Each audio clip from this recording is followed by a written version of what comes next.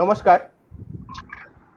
বিগত দিনের মতো আজকেও আমরা চলে এসেছি আমাদের ইয়ং থিয়েটার লাইভ আড্ডায়। নাটকের শহর বলতে যে শহরটাকে বোঝায় সেই শহরটি হলো গোবরডাঙ্গা। যে শহরে পা রাখলেই বোঝা যায় সেখানকার মানুষ কতটা নাট্যপ্রেমী। এই শহরের বেশিরভাগ সব নাট্যদলগুলিকেই বাংলা থিয়েটারের মানুষজন চেনেন, সেরকম ভাবেই চেনেন সেখানকার নাট্যকর্মীদের। সেই গোবরডাঙ্গারই অন্যতম নাট্যকর্মী আশিস দা আজ আমাদের সাথে আছেন এবং সঙ্গে আছেন সন্দীপন দত্ত দা আমোদপুর থেকে। সবাই চেনেন তাকে, আমাদের বীরভূমের প্রতিটি নাট্যদল নাট্যপ্রেমী মানুষ ওনাকে চেনেন। আর সঙ্গে অন্যান্য দিনের মতো আজও আছে আমার বন্ধু নির্মল হাজরা। আপনারা আপনাদের মতামত, আপনাদের প্রশ্ন আমাদের জানান।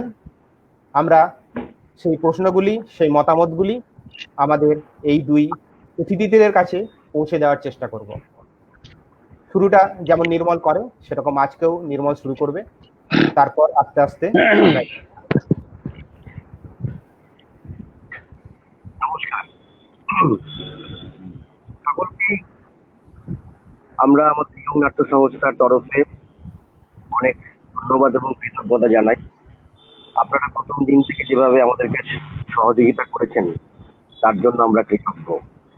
আজ ইয়ং থিয়েটার লাইভের চতুর্থ পর্ব, আর এই চতুর্থ পর্ব শুরু করার পূর্বেই আমরা এই সমস্ত বীর সৈনিকদের প্রতি শ্রদ্ধা জানাবো যারা সদ্য প্রাণ হারিয়েছে চীনের আক্রমণে। আমাদের বীরভূমেরও একজন বীর সৈনিক এতে প্রাণ হারালেন। আমরা সেই সমস্ত বীর সৈনিকদের প্রতি শ্রদ্ধা জানাই এবং তাদের বাড়ির পরিবারের সবার প্রতি আমরা সমবেদনা জানাই। আর এর মধ্যেই আমরা আজকের যে চতুর্থ পর্ব এটা শুরু করতে যাচ্ছি। আজকে আমরা এই চতুর্থ পর্বে আমরা এমন দুইজন মানুষকে পেয়েছি। শুরুতেই আমার বন্ধু সম্রাট যেটা বলল যে নাটকের শহর, অ্যাকচুয়ালি আমরা দেখেছি যে ওই এমন একটি শহর যে শহরে যখন আমরা স্টেশনে পদার্পণ করি বা ট্রেন থেকে যখন নামি তখন আমরা অবাক হই।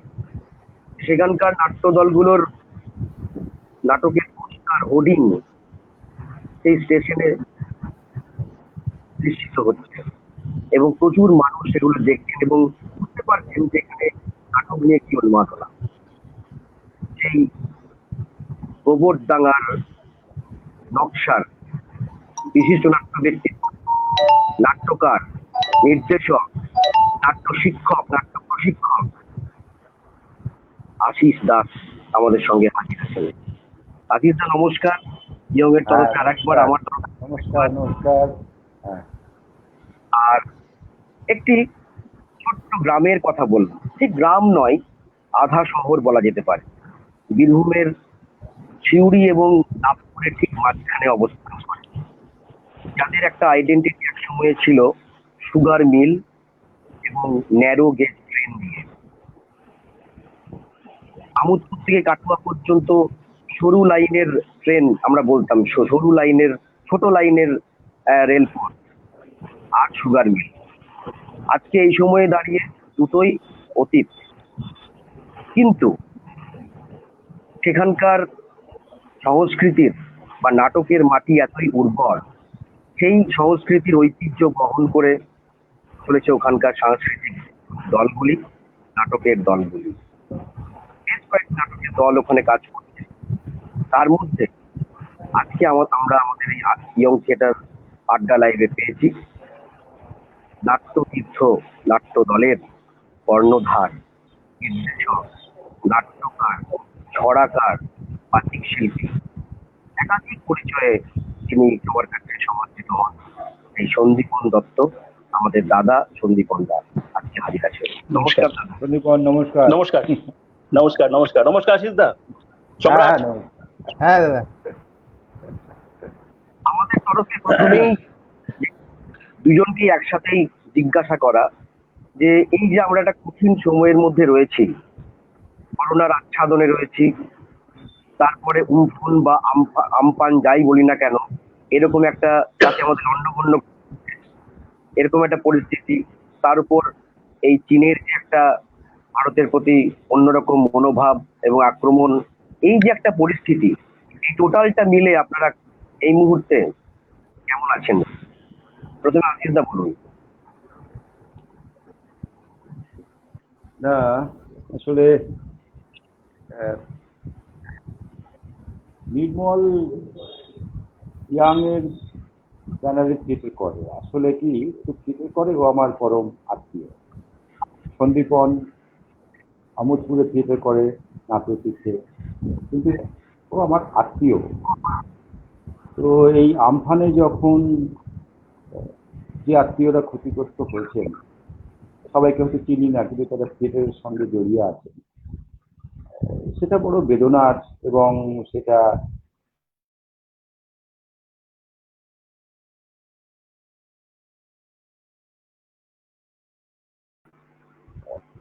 চেষ্টা করছি, আজও সেই যুদ্ধটা রয়েছে। আর কোভিড-19 নিয়ে আমার খুব মানে আমার প্রথম দিন থেকে একটু অসুবিধা হচ্ছিল, তারপরে আসলে বুঝতে সময় লাগছিল বিষয়টা কি। তারপরে আমার কাছে কেমন যেন মনে হয়, পৃথিবী যারা চালান, রাজনৈতিক শক্তি যাদের হাতে আছে, তারা কোথাও একটা প্ল্যান করে আমাদের ঘরের মধ্যে আটকে দিল, এক। আর দ্বিতীয়ত আমাদের মুখে থুলি পরিয়ে দিল, থুলি, মানে যেটা আমরা গরুর মুখে পড়াই না।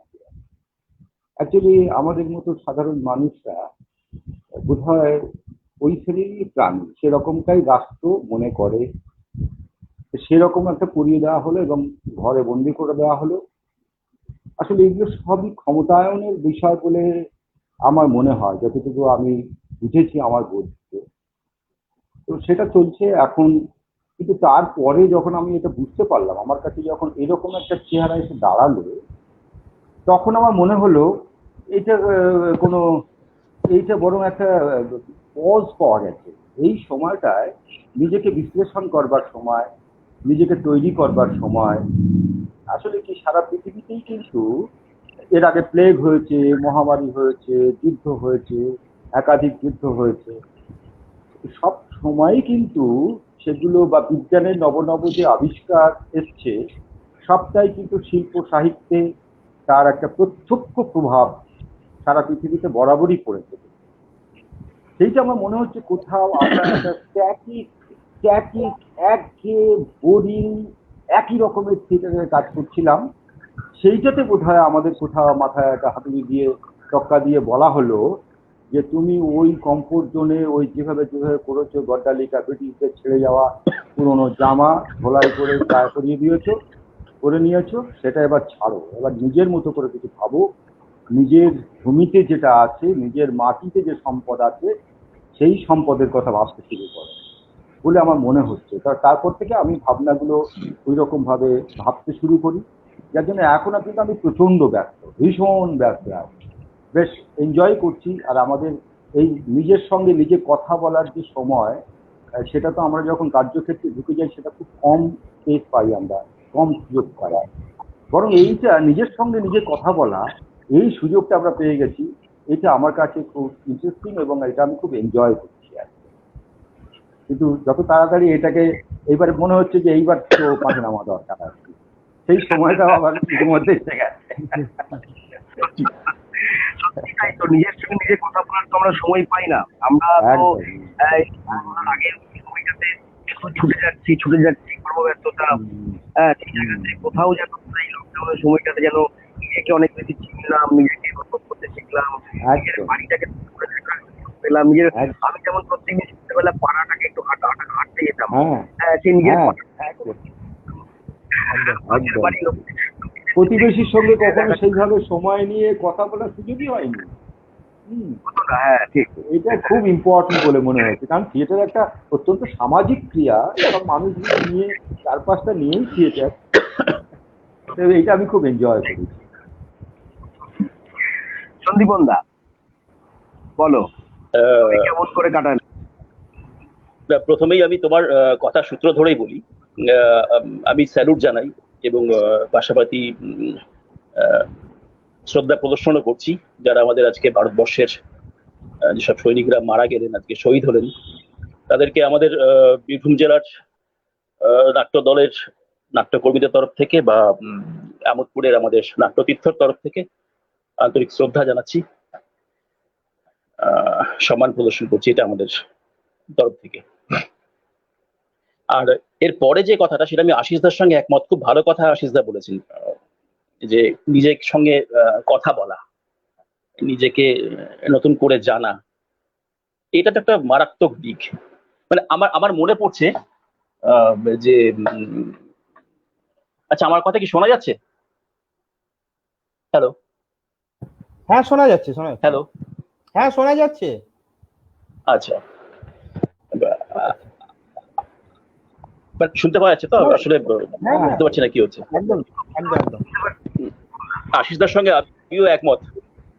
মানে একটা দিনও ছিল না আমাদের, আমরা মাঝে একটু বসে গেছিলাম 2005, 6, 7 এই সময়, সালটার কথা বলছি, কিন্তু তারপর আমাদের একটা গতি নতুন করে আবার আমরা পেয়েছিলাম। তো এমন একটা অবস্থা হয়েছিল আমাদের যে আমি যেমন আমার স্কুল আছে, আমি স্কুল করতাম, তো স্কুল তারপর ফিরে এসে নাটক নিয়ে ভাবনা, এসব করতে গিয়ে রিহার্সাল, মহড়া, নতুন নাটক লেখা, নাটক পড়া, একটু তার মাঝখানে বন্ধুদের সঙ্গে একটু সময় দেওয়া, এই করতে গিয়ে পরিবারের প্রতি আমার কোনো নজর ছিল না, একবারেই নজর ছিল না। এবং আরো সব থেকে বড় সুবিধা হয়েছিল যে পরিবারে আমার যিনি সহধর্মিনী, আমার যিনি স্ত্রী, তিনিও নাটকের মেয়ে, তিনি আমাদের নাট্যতীর্থেরই, আমাদের সঙ্গেই নাটক করেছেন, তিনি নাটকেরই মেয়ে। সুতরাং এটা আমার পক্ষে সব থেকে বড় সুবিধা হয়ে গেছিল যে সে বাড়িটা সামলাতো, নাটকটা আমি যে করি, নাটক নিয়ে করি, এই ব্যাপারটা বুঝতো। তো হলো কি, পরিবারের সঙ্গে আমার একদম টোটালটাই ডিটাচ হয়ে গেছিল, না শনিবার না রবিবার না পরিবার, তেমন একটা ব্যাপার হয়ে গেছিল। তো তারপর আমি দেখলাম যে না, মানে মৌ আমার স্ত্রী, সে নাটক করতে করতে, যেহেতু আমার প্রথম সন্তান মেয়ে হলো, মাঝখানে অনেক গ্যাপ পড়ে গেছিল, সুতরাং নাটকটা তার বন্ধ হয়ে গেল। মেয়ে একটু আস্তে আস্তে বড় হলো, এরপর মনে হলো যে ওকেও এবার আবার ফিরিয়ে আনা দরকার আছে, এটা আমার স্বার্থে, আমাদের দলের স্বার্থে ওকে ফিরিয়ে আনা দরকার। মহিলা অভিনেত্রীর সংকট তো আমাদের কাছে বিশাল প্রবলেম, সমস্যার, মফস্বলের ক্ষেত্রে বিশেষ করে। তো ওকে বলাতে দেখলাম ও রাজি হলো, সুতরাং ওকেও আবার নতুন করে সংস্থার মধ্যে ইনভলভ করতে পারলাম। এবার হয়ে গেল কি, পরিবারে আমার বৃদ্ধা মা এবং বাবা, আমি, আমার স্ত্রী, আমার বড় মেয়ে, এর মাঝখানে আমার আরো একটি ছোট মেয়ে আমার পরিবারের সদস্য হলো। তা সত্ত্বেও কিন্তু আমাদের এই কাজটা এগিয়ে চলছিল, অর্থাৎ পরিবারের প্রতি কিন্তু নজর ছিল না। আমি যাচ্ছি, আমার সঙ্গে সঙ্গে আমার স্ত্রী মৌ যাচ্ছে, আমার বড় মেয়ে যাচ্ছে, আমার ছোট মেয়ে যাচ্ছে, এই করতে গিয়ে টোটাল পরিবারটা, আর বৃদ্ধ বাবা মা আমার ঘরে কিন্তু তারা রয়েছেন, তারা কিছু বলে না, তারা খুব ভালোবাসেন। পরে প্রসঙ্গ যদি আসে আমি প্রসঙ্গ তুলবো ব্যাপারটা।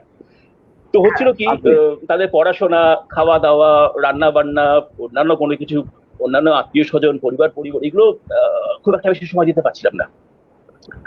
আমি এই কোভিড-19 এটাকে আমি আশীর্বাদ করছি না, এটাকে আমি সমর্থন করছি না। মানে এই জিনিসটি গোটা বিশ্বে যেটা জড়েছে, এটা অত্যন্ত ভয়ানক জিনিস, এটা তাড়াতাড়ি নিশ্চিহ্ন হয়ে যায়, এই আশাটাই করবো।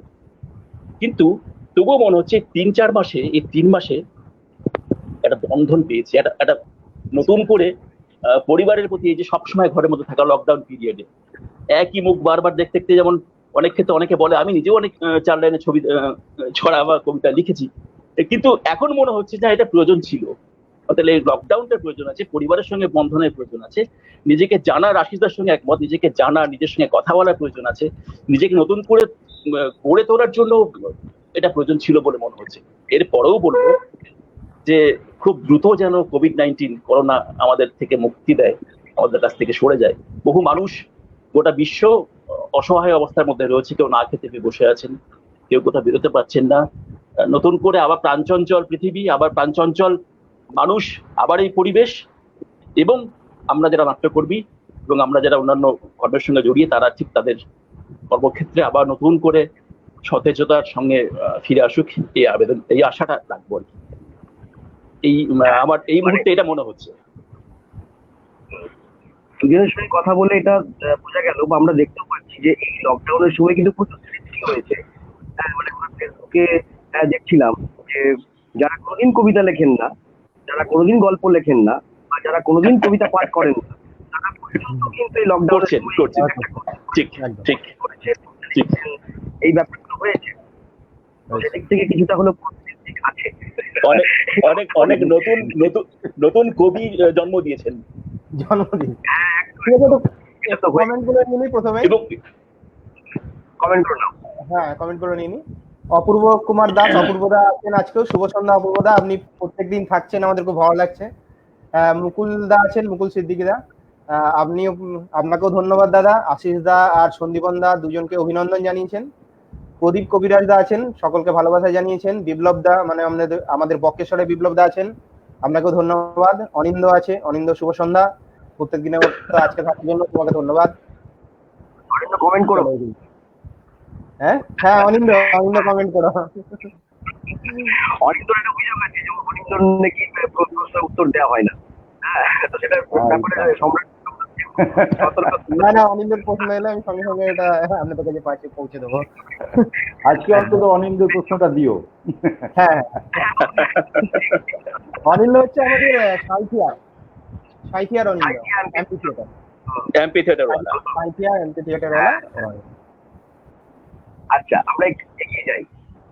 তো আরো দুটো কমেন্ট এসছে, একটু নিয়ে নি। হ্যাঁ, আরো দুটো কমেন্ট এসছে। বাবলি মৈত্র, এটা মনে হয় সন্দীপন দাকে মেসেজটা করেছেন, কারণ আমোদপুর নিয়ে লিখেছেন যখন। এবার পেলাম, কি আনন্দ হচ্ছে, আমাদের ভাই আজ এখানে, আমোদপুরের গর্ব, আরো এগিয়ে যাও ভাই। এটা সন্দীপন দাকে লিখেছেন। এবং মলয়কান্তি বসাক, উনি লিখেছেন গুড, আপনাকেও ধন্যবাদ। চলো এরপর আমরা আশিসদার কাছে যাবো, আশিসদার কথা শুনবো। তার আগে আমি একটি কথা বলতে চাই। আশিসদা 1988 সালে রবীন্দ্র ভারতী বিশ্ববিদ্যালয় থেকে ড্রামাতে MA করেছেন। পরবর্তী ক্ষেত্রে প্রচুর ওয়ার্কশপ করেছেন রবীন্দ্র ভারতী ইউনিভার্সিটি, IPTA, বাংলার বিচারী সমিতি ইত্যাদি, এবং প্রচুর মানে গুণী মানুষদের আচ্ছাদনে তার নিজেকে গড়ে তুলেছেন। যেমন পিটার থেকে নেই, পিটার গ্রুপ থেকে শুরু করে গুন্টার গ্রাস, উৎপল দত্ত, সেনগুপ্ত, মনোজ মিত্র, তাপস সেন থেকে খালেদ চৌধুরী, মাধুর সরকার, অমিত সরকার, যেমন সৌমিত চট্টোপাধ্যায়, এরকম মানুষের আচ্ছাদনে তিনি বেড়ে উঠেছেন, নিজেকে গড়ে তুলেছেন। অপর দিকে তিনি মানে মোকাবিলা তাতেও নিজেকে দারুণভাবে গড়ে তুলেছেন। এবং সেখানেও কে নেই, মানে যোগেশ দত্ত থেকে শুরু করে সুরেশ দত্ত এবং মার্শাল আশিসদা তাদের আচ্ছাদনে নিজেকে গড়ে তুলেছেন। পরবর্তী ক্ষেত্রে পশ্চিমবঙ্গ নাট্য একাডেমি এবং শিশু কিশোর একাডেমির একজন সদস্য এবং রিসোর্স পার্সন হিসেবে যুক্ত থেকেছেন দীর্ঘদিন ধরে। রবীন্দ্র ভারতী বিশ্ববিদ্যালয়ের এক্সামিনার হিসেবে নিজে কাজ করেছেন। জর্জ কলেজে আপনি গেস্ট লেকচারার হিসেবে কাজ করেছেন এবং বহু থিয়েটার ওয়ার্কশপের আপনি ক্যাম্প ডিরেক্টর হিসেবে থেকেছেন, এগুলো আমরা জানি। তো এইরকম এই যে একজন আশিস দাস, আমরা যখনই কলকাতা থিয়েটারের আলোচনা যখন করি, আমরা যদি বাংলা থিয়েটারটাকে কয়েকটা ভাগে যদি ভাগ করি, তাহলে একটা কলকাতা থিয়েটার, একটা ওই কলকাতার কাছাকাছি যে সমস্ত অঞ্চল তাকে নিয়ে একটা থিয়েটারের জায়গা করতে পারি, আর একটা হচ্ছে মানে কলকাতা থেকে দূরে যে সমস্ত জেলায় যে থিয়েটার গুলো হয়, সেই থিয়েটারের যদি আমরা দেখি, তাহলে মফস্বলের একজন অত্যন্ত সফল ডিরেক্টর, আপনি অত্যন্ত সফল একজন নাটক ডিরেক্টর। আমরা আগে যেমন প্রদীপ ভট্টাচার্য, হরিমদ মুখোপাধ্যায়, আমাদের চক্রবর্তী, এনাদের নামগুলো যখন শুনতাম, বা ওদিকে আমাদের গৌতম মুখোপাধ্যায়, ওনাদের নামগুলো যখন শুনতাম, তার পরবর্তী সময় আমরা দেখেছি আপনাদের নামগুলো আছে, আশিস চট্টোপাধ্যায়, আশিস দাস, চট্টোপাধ্যায়, ওনাদের নামগুলো আমরা শুনতে পাই। তো আশিস দাস, আমরা এই আশিস দাসের কিন্তু আমরা পুরোনো দিনের কথা শুনতে চাই। অর্থাৎ এই আশিস দাস কিভাবে নাট্য জগতে প্রবেশ করতো, একটু যদি কথা বলে বলেন, কারণ এই অনুষ্ঠানটা আমাদের নবীন ছেলেরা শোনে, নতুন প্রজন্মের মানুষ শোনে, যারা আপনাদেরকে চেনে জানে কিন্তু আগেকার ইতিহাস জানে না, তাদের ক্ষেত্রে একটা উৎসাহের কাজ করবে। একটু বলেন না। নির্মল, তোমার কথা কিন্তু একটু কেটে কেটে যাচ্ছে, ঠিক আছে? তবু আমি জিসটা বুঝতে পেরেছি। হ্যাঁ, সেটা আমার আমার আমার শুনতে অসুবিধা হচ্ছে কিনা বুঝছি, বুঝছি। না, এটা নির্মলের কথাটা শুনতে অসুবিধাই হচ্ছে। অনেকে লিখছেন ওই ব্যাপারটা, বিপ্লব দা, ঈশিতা এরা লিখছেন ওই ব্যাপারটা। একটু ইকো মতো হচ্ছে কোথায়। হ্যাঁ, দিকের মতো হচ্ছে। ওটা যতদূর মনে হচ্ছে নেটের প্রবলেম, কারণ অনেক কিছু করে দেখা গেল এটা রোজই এই প্রবলেমটা হচ্ছে, সলভ হচ্ছে না। যাই হোক, আশিস আপনি বলুন। আচ্ছা আচ্ছা, প্রথমে আমার সম্পর্কে যে কথাগুলো বলা হলো সেটা আমি একটু সংশোধনী নিচ্ছি আর কি। প্রথম কথা, আমি পশ্চিমবঙ্গ নাট্য একাডেমি এবং শিশু কিশোর একাডেমির কোনোদিন মেম্বার ছিলাম না, কিন্তু আমি ওদের ওয়ার্কশপ করিয়েছি আর কি, বিশেষ পার্সন হিসেবে বাইরে থেকে একটু ওয়ার্কশপ করেছি। আমি কিছুদিনের জন্য মিনার্ভা রেসিপি মানে মিনার্ভা নাট্য সংস্কৃতি চর্চা কেন্দ্রের উপদেষ্টা কমিটিতে ছিলাম এই পর্যন্ত, কিন্তু আমি বাইরে থেকে এই কাজগুলো করেছি আর এটাই বলছি। আচ্ছা, এইবার হচ্ছে যে আমি কতক্ষণ বলবো নির্মল, এটা দীর্ঘ ইতিহাস, আর নিজের কথা বলা এটা তো অস্বস্তিকর। বলুন, শুনুন, আমাদের বলুন। অনুষ্ঠানটা এক ঘন্টা পুরো যাবে। তো অনেক কিছু আমাদের আরো জানা আছে, অল্প করে ছুঁয়ে জানান। আচ্ছা, একটু সন্ধিপনা আছে, হ্যাঁ নিশ্চয়ই বলুন, শুনছি, বলুন। জিজ্ঞেস করলাম। হ্যাঁ, অ্যাকচুয়ালি কি আমি ছোটবেলায় একদম মানে প্রাইমারি স্কুলে যখন পড়তাম, তখন সেই স্কুলের যে হেডমাস্টার মশাই ছিলেন, তার নামটা, গুরুর নামটা উল্লেখ করা উচিত, প্রথম তার হাতে থিয়েটার করা আমার পবিত্র কুমার মুখোপাধ্যায়। তিনি স্কুলে হেডমাস্টার মশাই ছিলেন, প্রাইমারি স্কুলের কথা বলছি। তিনি নিজে নাটক লিখতেন এবং বাচ্চাদের দিয়ে পড়াতেন। তো আমি যথারীতি সেই মানে যখন সেই নাটকের কাজ চলছে, আমি প্রথম দিকে ছিলাম না, পরে যখন আমি ওখানে উপস্থিত হয়েছি তখন সব চরিত্র বঞ্চিত হয়ে গেছে, আমার দেখা ছাড়া আর কোনো কাজ নেই। আমি রোজ বসে বসে দেখতাম। তো ফাইনালি যে মূল চরিত্রে অভিনয় করতো, এই মূল চরিত্র কথাটি বললাম, তারও একটা ইন্টারেস্টিং গল্প আছে, আমি শেষে বলছি।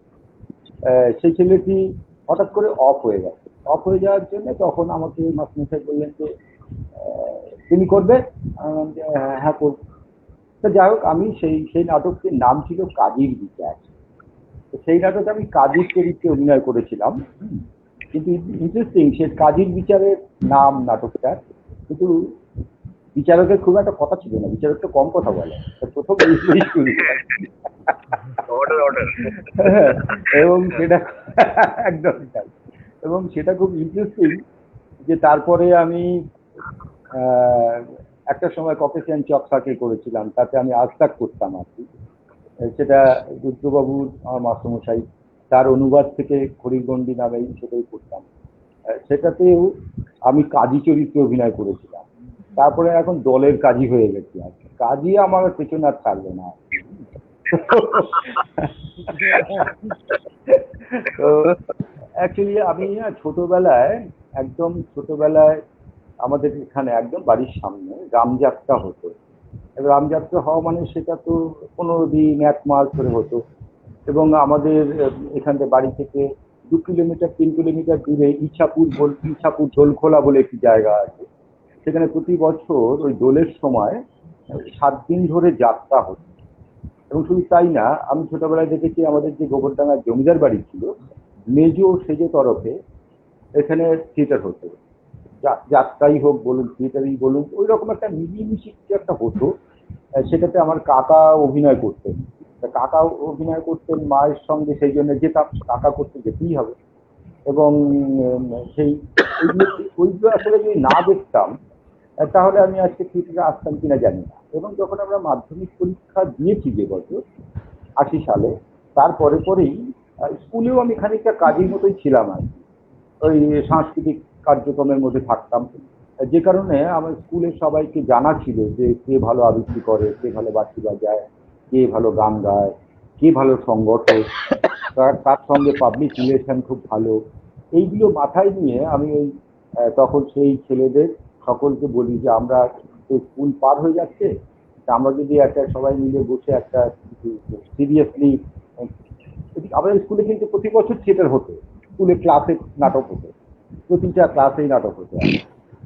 সেটা সেটা গোবরডাঙ্গার ক্ষেত্রে গোবরডাঙ্গা খাতড়া স্কুলের একটা গোবরডাঙ্গা সংস্কৃতির ক্ষেত্রে একটা বিরাট অবদান, বিশেষত তৎকালীন যে আমাদের হেডমাস্টার মশাই ছিলেন ভবরঞ্জন মজুমদার, এবং আমরা প্রথম দিকে ওই স্কুলেই রিহার্সাল করতাম, এবং স্কুল লাগোয়া মানে স্কুলের সঙ্গেই কিন্তু হোস্টেল ছিল, তার মানে সন্ধ্যের পরে আর করা যাবে না।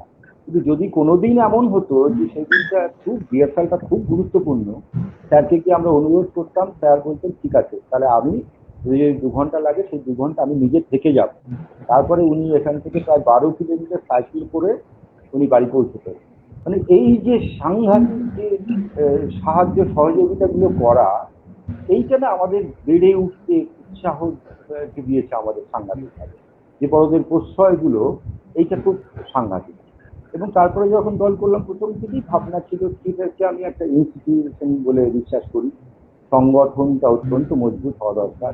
প্রথম থেকে আমার মনে হয়েছিল যে থিয়েটার করার জন্য সারা পৃথিবীতে যে থিয়েটার করছে তাতে কিন্তু থিয়েটারের জন্য একটা নির্দিষ্ট স্পেস লাগে, যে একটা নিজস্ব স্বাধীন জায়গা দরকার, যে জায়গাতে আমি স্বাধীনভাবে আমরা একসঙ্গে কাজ করতে পারি। সেটা শুধু তার মধ্যে সমস্ত কিছু থাকবে এরকম একটা ভাবনা আমার প্রথম থেকেই ছিল। কিন্তু সেটা যখন ভাবছি, হ্যাঁ সেটা যখন ভাবছি 81 সাল, মনে রাখতে হবে 81 সাল, তখন তো আমাদের 15-16 বছর বয়স। তখন যারা আমরা শুরু করেছিলাম সকলেই যে এরকম খুব, এটা কথাগুলো হতো সব সময়, কিন্তু সকলেই যে এটা হবেই এরকম বা এটা করবই এইরকম যে ভেবেছিল, এটা বললে সত্যের অপলাপ হবে। কিন্তু আস্তে আস্তে করতে করতে করতে করতে তারপরে ওই ব্যাপারটা আমরা কিন্তু দেখা গেল আমাদের দলের যখন 32 বছর বয়স তখন 1 খণ্ড জমি কিনতে পেরেছি, কিন্তু টার্গেটটা তখন থেকেই ছিল। তারপরে এখন এই গত 5 বছর হলো আমরা গোবরডাঙ্গা সংস্কৃতি কেন্দ্র বলে একটা মানে পারফরমেন্স স্পেস করেছি। হ্যাঁ, তো সেখানে শুধু থিয়েটার নয়, সেখানে নাচের অনুষ্ঠান, গানের অনুষ্ঠান, যাবতীয় প্রোগ্রাম অনুষ্ঠান হতে পারে। সেখানে আর্ট গ্যালারি আছে, আর্কাইভ আছে। যদি কেউ মনে করে যে এখানে আমি 7 দিন থেকে একটা পারফরমেন্স রেডি করে তারপরে আমি ফিরবো, তাতেও অসুবিধে নেই, সেগুলো সবই আছে। লাইব্রেরি আছে। এবং মানে সবথেকে যেটা ইন্টারেস্টিং, গোবরডাঙ্গার কথা নির্মল তুমি এতটা বললে প্রথম দিকে, আমি তোমাকে তোমার জ্ঞাতার্থে জানাই, সেটা হচ্ছে গোবরডাঙ্গায় এখনো পর্যন্ত কোনো হোটেল গেস্ট হাউস নেই, এবং সেটার জন্য আমাদের এখানে ন্যাশনাল থিয়েটার ফেস্টিভ্যাল হয়, মানে সেটাও কিন্তু হতে পেরেছে এই অঞ্চলের মানুষের জন্য। শুধু আমি গোবরডাঙ্গা মানুষ বলছি না, মস্তন্দপুর, হাবলা, ঠাকুরনগর, এইসব মানুষের বাড়িতেও আমাকে লোককে পাঠাতে হয়েছে। তো আমরা কিন্তু সেটার জন্য 40 জনের একটা ব্যবস্থা করতে পেরেছি, যেখানে 40 জন পারফর্মার থাকতে পারবে, এবং সেখানে থাকতে গেলে তো খেতেও হবে, সব রান্নাগুলো আছে, রান্নার ব্যবস্থাও আছে। তো এইগুলো করা গেছে, এবং আমি সবাইকে বলবো এই সুযোগটা আমি নেব, যেমন নির্মলকেও বলবো, সন্দীপনকেও বলবো, সম্রাটকেও বলবো, সেই সঙ্গে সঙ্গে যারা দেখছেন, এটা কিন্তু আমরা নাম দিয়েছি গোবরডাঙ্গা সংস্কৃতি কেন্দ্র। এটা কিন্তু আমরা নকশা সংস্কৃতি কেন্দ্র নাম দিইনি। এটা সারা পৃথিবীতে যারা থিয়েটার করেন সকলের জায়গা। আমরা শুধু এটা ধুয়ে মুছে পরিষ্কার রাখি, আমরা এটা কেয়ারটেকার মাত্র। এটা ব্যবহার করবে কিন্তু সমস্ত পারফর্মাররা, যে কোনো আর্ট ফর্মের পারফর্মাররা। তো আর সকলে সময় সুযোগ মতো আসবেন, আমরা খুশি হব, এইটুকুই বলি আপাতত। আবার কয়েকটা কমেন্ট নিয়ে নিই। আমি কয়েকটা কমেন্ট নিয়ে নিই। বাবুনদা আছেন আজকে, ধন্যবাদ বাবুনদা। হ্যাঁ, সন্তোষ কর্মকার আছেন, বাবুনদা আমার খুব প্রিয় মানুষ। হ্যাঁ উনি আছেন আজকে, দেখছেন, উনিও দেখছেন, ধন্যবাদ। আর এদিকে হরি সাধন সূত্রধর বলে একজন দেখছেন, মনে হয় সন্দীপ দা আছে, তাই লিখেছে, সন্দীপন দাকে লিখেছেন, সন্দীপন দা আমি আছি। আর সুব্রত সন্দীপনের তো হেভি ফ্যান ফলোয়ার। হ্যাঁ সন্দীপন দা যেন অনেক মেসেজ আসতে দেখছি। আচ্ছা, সুব্রত ঘটক আমাদের একটা প্রশ্ন করেছেন আশিস দাকে, তো ওটা মনে হয় নির্মল পরে করবে হয়তো, তবু আমি উত্থাপন করে দিচ্ছি। উনি আশিস দাকে জিজ্ঞেস করেছেন যে স্কুল কলেজে এবং বিভিন্ন শিক্ষামূলক প্রতিষ্ঠানে থিয়েটারের গুরুত্বকে আরো শক্তিশালী করে তোলার জন্য আমাদের কেমন ভাবে এগোনো দরকার, এটা এই প্রশ্নটা উনি করেছেন। আমি প্রথমে উত্থাপন করে আমার দিলাম। মনে হয় সন্দীপন আমি তো এতক্ষণ বললাম, সন্দীপন কিছু বলি, আমি এটা পরে বলবো। হ্যাঁ হ্যাঁ হ্যাঁ তা নাহলে- একদম, একদম। তা নাহলে আমি just ব্যাপারটা উত্থাপন একটা- করে রাখলাম। হ্যাঁ, সুব্রতকে আমি খুব চিনি। হ্যাঁ, সন্দীপনদা, বলো। তোমাকে যেটুকু চিনি জানি, তোমার থিয়েটারের জীবনযাপন সম্পর্কে আমরা প্রাথমিক খবরগুলো জানবো, কিন্তু যেটুকু জানি তাতে একটু তথ্য তুলে ধরছি তোমার জন্য। এটা হচ্ছে তোমার আমোদপুরের সংস্কৃতির একটা যেটা বলা যেতে পারে, যেখান থেকে একটা অনেক একটা গুরুত্ব থাকে আর কি, যেটা হচ্ছে আমোদপুরের মণিমেলা। তো মণিমেলা শোনা যাচ্ছে কথা? মণিমেলায় মাঝে মাঝে চলে তুমি যাচ্ছে। ভগবান মণিমেলায় তুমি ভগবানের ফাঁসি দিয়েছিলে 1985 সালে। হ্যাঁ, বংশী দাদুর চাঁদা, ইনশুটে, শহর ডাকাত, এইসবের মধ্য দিয়ে তুমি মণিমেলায় কাজ করেছিলে।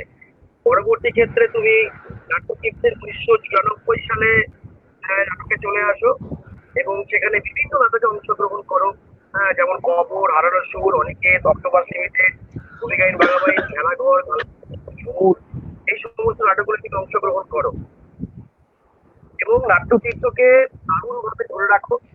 নাট্যতীর্থ একটা এমন জায়গা যেখানে মানে অত্যন্ত গুরুত্বপূর্ণ সব অভিনেতারা রয়েছে, যেমন আশিস চিত্রকর রয়েছেন, কুশল সেন রয়েছেন, অশোক দাস রয়েছেন, অসিত প্রামাণিক রয়েছেন, এরকম যেমন প্রবীণ ব্যক্তিত্বরা রয়েছেন। পাশাপাশি যেমন মুক্ত দত্ত, মিতা সোম, রূপকথা, তারপর গীতা চিত্রকর, এই সমস্ত অভিনেত্রীরাও কাজকর্ম করছে ওখানে। তাদেরকে নিয়ে যেভাবে তুমি বীরভূমে থিয়েটার করছো, এই সন্দীপন দত্তকে আমরা সবাই চিনি, কিন্তু যেটা জানি না সেটা হচ্ছে এই সন্দীপন দত্ত কিভাবে এই জগৎটাতে চলে এলো। ঠিক আছে, যেভাবে বললেন ওর কাছে জানতে চাইবো যে তুমি কিভাবে এই জগতে এলে। আসলে আমার সামনে মহাগুরু আশিস দা, আমি আরেকবার কি বলছো? নমস্কার করছি আরেকবার। তোমার জ্ঞাতার্থে জানাই, আমিও একসময় মণিমেলা করেছি। ওই সমস্ত অভিজ্ঞতাগুলো থিয়েটারে প্রচন্ড কাজে লাগে। আচ্ছা, আমি এইটা মহাগুরু এই কারণে বললাম, আমি তো অবশ্যই মহাগুরু, এবং আপনার চলার পথের সঙ্গে বহু অংশে মিল আছে আমার সাথে, বহু অংশে। প্রথমটা বলে নি, আমার ভালো লাগবে আর কি। প্রথমটা বলে যেটা সেটা হচ্ছে আমাদের মাথার একটা মিল আছে, চুল কম। এটা একটা মারাত্মক মিল। এটা বাদ দিয়ে আর যে মিল সেটা হচ্ছে যে আমাদের নাটকে প্রবেশ করার যে সময়টা, আমিও আশিসদার মতন একেবারে ছেলেবেলাতে, মানে শৈশব বেলাতেই বলতে গেলে, স্কুল জীবনে নাটকে পাদ। এটা মনে হচ্ছে আমার সঙ্গে আশিসদাও একমত, নির্মল, তুমি, সম্রাট, সবাই আছে এবং যারা আছেন, যে আমাদের ব্যক্তি জীবনে স্কুলের কিন্তু মারাত্মক একটা ভূমিকা রয়েছে তৈরি করার ক্ষেত্রে, মানুষকে তৈরি করার ক্ষেত্রে মারাত্মক ভূমিকা। সেটা আমি এখনো বুঝতে পারছি, আমি আগেও আলোচনাগুলোতে দেখেছি। তো আমার নাটকের শুরু হচ্ছে স্কুলে, হাই স্কুল লেভেলে, ক্লাস 5-এ পড়তে মানে ভর্তি হয়েছিলাম সেই সময়টাতে। প্রথম নাটক হচ্ছে ভীমবধ, নারায়ণ গঙ্গোপাধ্যায়ের লেখা। তো আমাদের স্কুলে আশিসদার মতনই একই জিনিস, যাকে দুর্যোধন বলে একটা চরিত্র, মূল চরিত্র যাকে নির্বাচন করা হয়েছিল, সে ঠিক মতন পারছিল না। আর আমরা দর্শক হিসেবে যেতাম ওখানে, যখন রিহার্সাল দেওয়া হতো বসে থাকতাম। তা আশিস বাবুর যেমন বললেন যে তার গুরুর নাম প্রকাশ করে, আমি ওখানে করি, যিনি আমাকে ওই জায়গায় নিয়ে এসেছিলেন প্রথম জীবনে আর কি, তিনি স্বর্গীয় পরেশচন্দ্র দত্ত, পরেশ বাবু বলতাম আমরা স্কুলে তাকে। তো তিনি আমাকে ডেকে বললেন যে সন্দীপ, তুই এটা পারবি করতে? তো আমি জানি না, আমার মধ্যে ওই সেই সময় ক্লাস 5-এ পড়ি, বলেছিলাম হ্যাঁ, তো আই কর। তো ওই প্রথম কাজে আমি ওখানে নির্বাচিত হই ভীমবধ নাটকে। এই শুরু হলো আমার নাটকের পথ চলা স্কুল জীবনে। তারপর এক এক করে স্কুলেই, আশিসদার সামনে বলতেও লজ্জা লাগছে, স্কুলে এরপর দায়িত্ব পড়লো আমার ঘাড়ি, যেহেতু ভালো করেছিলাম নাটকটি। খুব ছোট্ট একটি নাটক, আবার মারা এসে বসতে নাটকটি শেষ হয়ে গেছিল ভীমবধ। তারপর তো বলেছিলেন, দর্শকরা বলেছিলেন যে আরেকবার হোক, তো তো হয়নি, যাই হোক। হ্যাঁ। তো তারপর দায়িত্ব পড়লো আমার উপর যে প্রতি বছরই স্কুলে নাটক করা, এবং তার নির্দেশনা দায়িত্বটাও আমার উপর পড়তো। ওই ছোটবেলা থেকেই শুরু হয়েছিল। বংশী দাদু চাঁদা করেছি, ভগবানের ফাঁসি করেছি সেই সময়টাতে হাই স্কুলের মধ্যেই। এই কারণেই বলছিলাম যে স্কুলের জীবনটা কিন্তু একটা শিশুকে তৈরি করে দেয়, তার সংস্কৃতির দিক বা সংস্কৃতি মনস্ক তৈরি করার ক্ষেত্রে কিন্তু বিশাল বড় ভূমিকা আছে স্কুলের। এটা আশিস দা আরো ভালো বলবে। এই শুরু হলো। এরপর যেটা না বললেই নয়, আমার কিন্তু প্রথম শিশু সংগঠন হচ্ছে সব পেয়েছি আসর, কবি সুকান্ত সব পেয়েছি আসর। তো সেখানে আমোদপুরে জয়দুর্গা মণিমালা এবং কবি সুকান্ত সব পেয়েছি আসরে দুটোই কিন্তু ছিল। আর আমাদের বাড়িটা ছিল ঠিক দুটোর মাঝখানটাতে। বাবা রেলে চাকরি করতেন, সেই সূত্রে আমাদের বীরভূমে আসা। আমরা অ্যাকচুয়ালি নদিয়ার মানুষ। বাবার কর্মসূত্রে বদলি সূত্রে আমাদের আমোদপুর আসতে হয়েছিল, এবং এখানে এসে আমরা স্কুলে ভর্তি হয়েছিলাম। তো বাঁ দিকে ছিল সব পেয়েছি আসর এবং ডান দিকে লাইনের এপারে ছিল মণিমেলা। তো জানি না কেন বাবা ভর্তি করেছিলেন বাঁ দিকে, আমাদের লাইন টপকাতে হবে ওটা বিপজ্জনক বলেই বাঁ দিকে আমাকে ভর্তি করেছিলেন কবি সুকান্ত সব পেয়েছি আসরে। তো সেখানে নাটক করেছিলাম অশোক দাসের হাত ধরে। আমাদের অশোক দা, নির্মল চিনবে তুমি, যিনি আমার আমি তাকে নাট্যগুরুই বলি, অনেক কিছু শেখা তার হাত থেকে আমার। তো হ্যাঁ, তো ওই শুরু হয়েছিল সব পেয়েছি আসলে নাটক আচ্ছা জব্দ। সেখানে রাজার পাঠ করেছিলাম, টুনটুনি এবং রাজার কথা। ভূপেন্দ্র কিশোর রায় চৌধুরীর গল্প অবলম্বনে আমাদের সত্যেন্দু মুখার্জি, তিনিও একজন শিক্ষক। আমি সেই প্রসঙ্গ আসলে হয়তো বলবো। তো তারই লেখা নাটকটি আমরা সেখানে করেছিলাম খুব ছোটবেলায়, তার মেয়েও করেছিল। সেই শুরু হয়েছিল পথ চলা। এরপর আমার বাবাকে দেখেছি নাটক করতে, যাত্রা করতে পাঠশালার মধ্যে। আমোদপুরের মধ্যেই জয়দুর্গা টাউন ক্লাব আছে, সেখানে যাত্রা হতো প্রতি বছর। সেখানে ছোটবেলায় বাবাকে যাত্রা করতে দেখেছি। বাবা খুব ভালো যাত্রা করতেন, আমি ভুলে গেছিলাম মাঝে একবার। তো এই শিশু মনে সেটা প্রভাব পড়তো। বাবাকে দেখছি রং চং মেখে, ঐতিহাসিক পোশাক পরে, অচেনা বাবা মঞ্চে দাঁড়িয়ে কাঁপিয়ে ডায়লগ বলছেন, বড় বড় ডায়লগ বলছেন, আর আমি বসে আছি, দাদা বসে আছে, বোন বসে আছে, বাকি সবাই উপভোগ করছে। এটা একটা দারুণ ভালো লাগতো আর কি। সেই থেকে কবে যে ওটার প্রতি প্রেমে পড়ে গেছিলাম নাটকের প্রতি। এই নাটকে হ্যাঁ হ্যালো, বলছি একটা নাম করছি, তাকে তুমি কিছু বলতে পারো কিনা? নিলাম হলো স্বাধীনতা। এটা তুমি কি করে জানলে? এটা এই নাটক, এটি যাত্রা মানে আমার বলতে আশিসদা রয়েছে নাকি? 2012 সালে এটা আশ্চর্যের ব্যাপার আর কি। নিলাম হলো স্বাধীনতা কানন কুমার মাইতির লেখা যাত্রা। তো হ্যাঁ, এটার আমি নির্দেশনা দিয়েছিলাম। এটার জন্য প্রবীর দাকে ধন্যবাদ। প্রবীর মুখোপাধ্যায় আমাদের দলেরই এক শিল্পী। তার জোর বশত আমাকে নিয়ে গেছিল, জোরপূর্বক যাকে বলা হয় না কেন, একটি গ্রামীণ নাটকটি যাত্রাটি হয়েছিল নীলাম ওর স্বাধীনতা। ধন্যবাদ মনে করি তার জন্য। নির্মল, ভুলেই গেছিলাম এটা। তো ওই একবারই যাত্রা, ওই একবারই কি হয়েছিল জানি না, ছাতা মাথা নাটকের ব্যাপারগুলো ওখানে পুট করার চেষ্টা করেছিলাম। তা যাই হোক, মানুষের কাছে একটা ভালো লেগেছিল আর কি এই অবধি। তো এইভাবে আসা।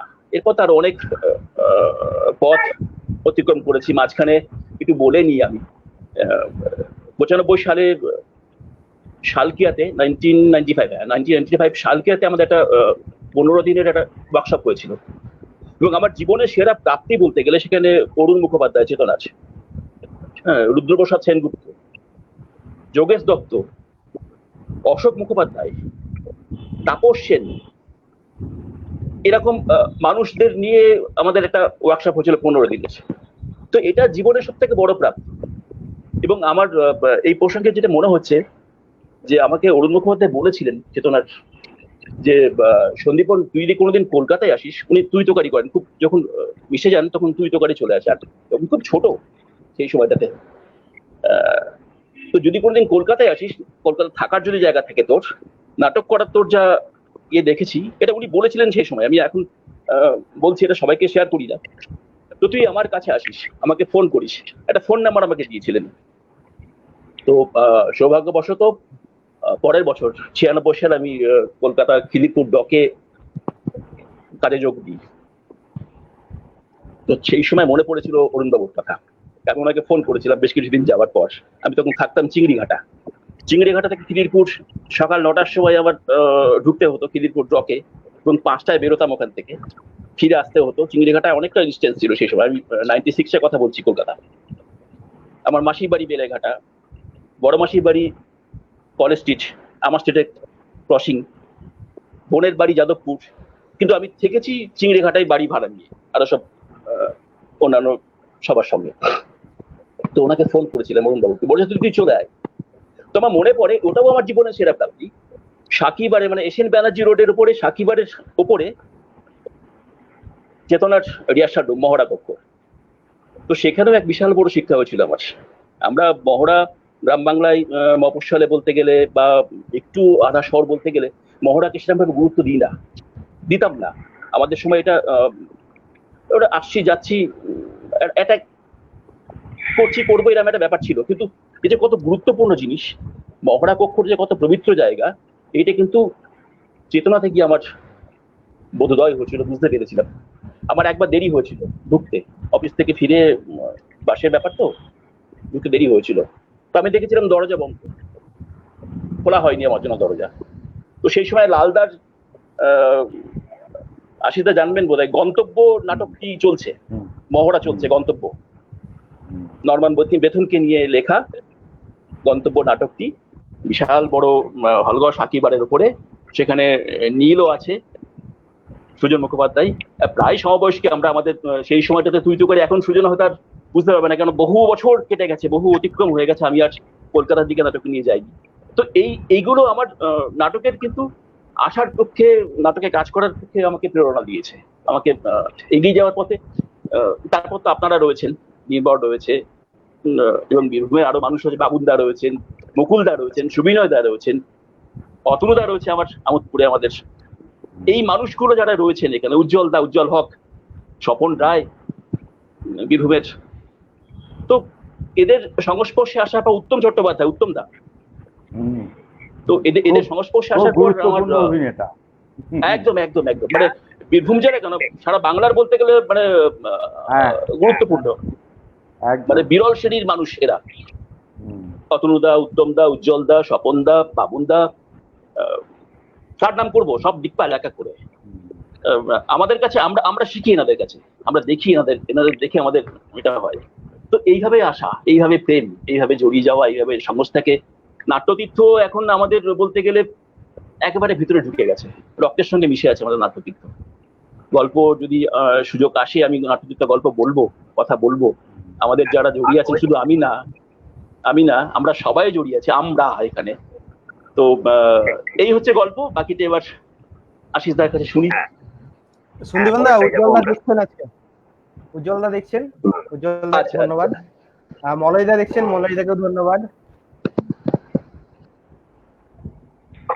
হ্যাঁ, আশিসদার কাছে আসছি। আশিসদা, আমরা এই যে আড্ডাটা করছি, এই আড্ডাতে কিন্তু আমরা একটু ভাবনাটা চেঞ্জ করেছি। আমরা প্রথম যখন শুরু করি, তখন আমরা দুজন বীরভূমের মানুষকে নিয়ে বীরভূমের আলোচনাটা হচ্ছিল। হ্যাঁ, তো তারপরে মনে করছি আমাদের একটা জেলার সঙ্গে আরেকটা জেলার একটা মেলবন্ধন তৈরি হওয়া দরকার আছে। হ্যাঁ, তো এই জন্য আমরা তারপরে একজন করে আমরা বীরভূমের বাইরের মানুষদেরকে ইন্ট্রোডাকশনের জন্য আমরা যোগ করলাম। এর পরের সেগমেন্টে ওটাতেই আসছে আর কি, যে গোবরডাঙ্গাতে বহু নাটকের দল নাটক করেন, কিন্তু আমরা সবার কথা সেভাবে কিন্তু আমাদের কাছে পৌঁছই না। আজকে আপনাকে পেয়েছি, আপনার মধ্য দিয়ে আপনার নকশার কথা শুনবো, এবং তার সঙ্গে গোবরডাঙ্গায় যারা ভালো কাজ করছেন বা কাজের মধ্যে আছেন, এরকম কিছু মানে বর্তমানে গোবরডাঙ্গা থিয়েটারের একটু এটা বলবেন, খুব ছোট করে মানে কতক্ষণ বলুন, না শুনতে চাই। 2 মিনিট, আমি 2 মিনিটেই বলবো, পারি সেটা। হ্যাঁ, তাহলে সবাই মিলে আছি তো, খারাপ লাগে। তাহলে আমি সুব্রতর প্রশ্নটা পরে যাব। হ্যাঁ, বরং নির্মলের কথাটা আছে। গোবরডাঙ্গা কি অ্যাকচুয়ালি গোবরডাঙ্গায় 150 বছরের থিয়েটারের ধারাবাহিকতা। এবং এই যে এখন গত মোটামুটি 10 থেকে 20 বছর এই সময় গোবরডাঙ্গার নামটা যেভাবে চারিদিকে আলোচিত হচ্ছে বা উচ্চারিত হচ্ছে, এটা কিন্তু ওই হঠাৎ করে ঘটে ওঠা কোনো ঘটনা নয়, কারণ ঐতিহ্যকে স্বীকার করতেই হবে। আপনাদের জেনে ভালো লাগবে সেটা হচ্ছে গোবরডাঙ্গায় 150 বছর আগে একটা থিয়েটার হাউস ছিল, যেখানে প্রতি শনি রবিবার নিয়ম করে টিকিট কেটে সেখানে নাটক প্রদর্শিত হতো। সেই যে দলটা ছিল, সেই দলটার নাম হচ্ছে আর্য রঙ্গভূমি। তার যে জায়গাটা ছিল, সেই জায়গাটা এখন সেখানে একটা ক্যাটারিং এর হাউস হয়েছে। সৌভাগ্যবশত সেটা আমাদের এই মানে যে এলাকায় ওটা আমাদের গোবরডাঙ্গা সংস্কৃতি কেন্দ্র তার ঠিক কাছাকাছি। তো সেখানে এবং গোবরডাঙ্গা সম্পর্কে একটুখানি বলতেই হবে, না হলে গোবরডাঙ্গা ব্যাপারটা কি, কতটা জায়গা, কত মানুষ, এগুলো বুঝতে অসুবিধা হবে। গোবরডাঙ্গা 150 বছরের পুরনো পৌরসভা, তার মানে ব্রিটিশ পিরিয়ডের পৌরসভা। প্রথম চেয়ারম্যান শ্রীশচন্দ্র বিদ্যারত্ন। গোবরডাঙ্গা মাত্র 10 কিলোমিটার ব্যাসার্ধ, ছোট্ট জায়গা। জনসংখ্যা মোটামুটি 50,000। এখানে এই মুহূর্তে প্রায় 20টি দল কাজ করছে। তার মধ্যে মোটামুটি 15টা দল খুব নিয়মিতভাবে কাজ করে, এবং তার মধ্যে 13টি গভর্নমেন্ট, সেন্ট্রাল গভর্নমেন্টের রেকগনাইজড রেপার্টরি, 2টি ডান্সের দল, আর বাকিগুলো সবই থিয়েটারের দল। এবং আরো 2-1জন আছে যারা রিজার্ভ করে, এটা পাওয়ার যোগ্যতা রাখে। আমরা পরবর্তীতে নিশ্চয়ই তাদের সাহায্য সহযোগিতা করে আমাদের অভিজ্ঞতা শেয়ার করে চেষ্টা করবো রাখতে। তার মানে আমি নিশ্চয়ই এই যে পরিসংখ্যানটুকু বললাম, তাতে বোঝা যাচ্ছে গোবরডাঙ্গা থিয়েটারের ব্যাপারটা কেমন আছে আর কি। এবং এখানে আপনার ধরুন এই যে কথাটা সুব্রত একটুখানি পেয়ে গেছে, সেটা হচ্ছে অন্তত 7-8টি দল নিয়মিত স্কুল কলেজের সঙ্গে কাজ করে।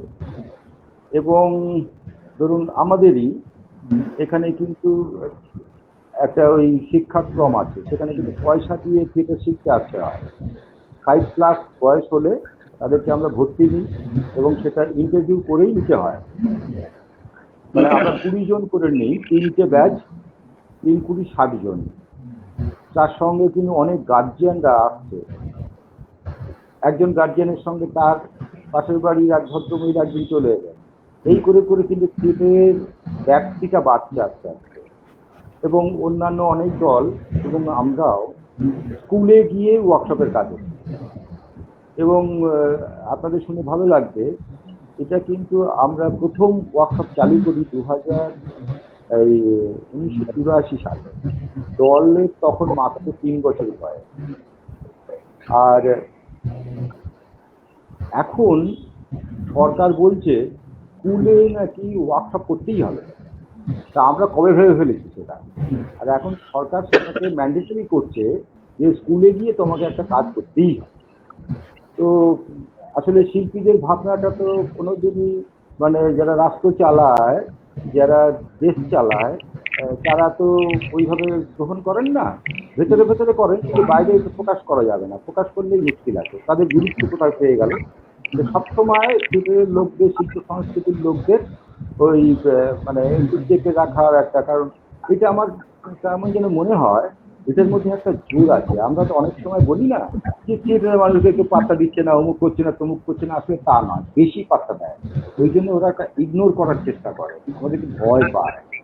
এইটা আমাদের এই শক্তিটাকে আমরা যদি বুঝতে না পারি, তাহলে ওই মাইনরিটি কালচার এই সমস্ত বলে কোনো লাভ নেই। সেটা নিজের বলার উল্টে কাজ করতে হবে, যেটা করতে হবে বলে আমি বিশ্বাস করি।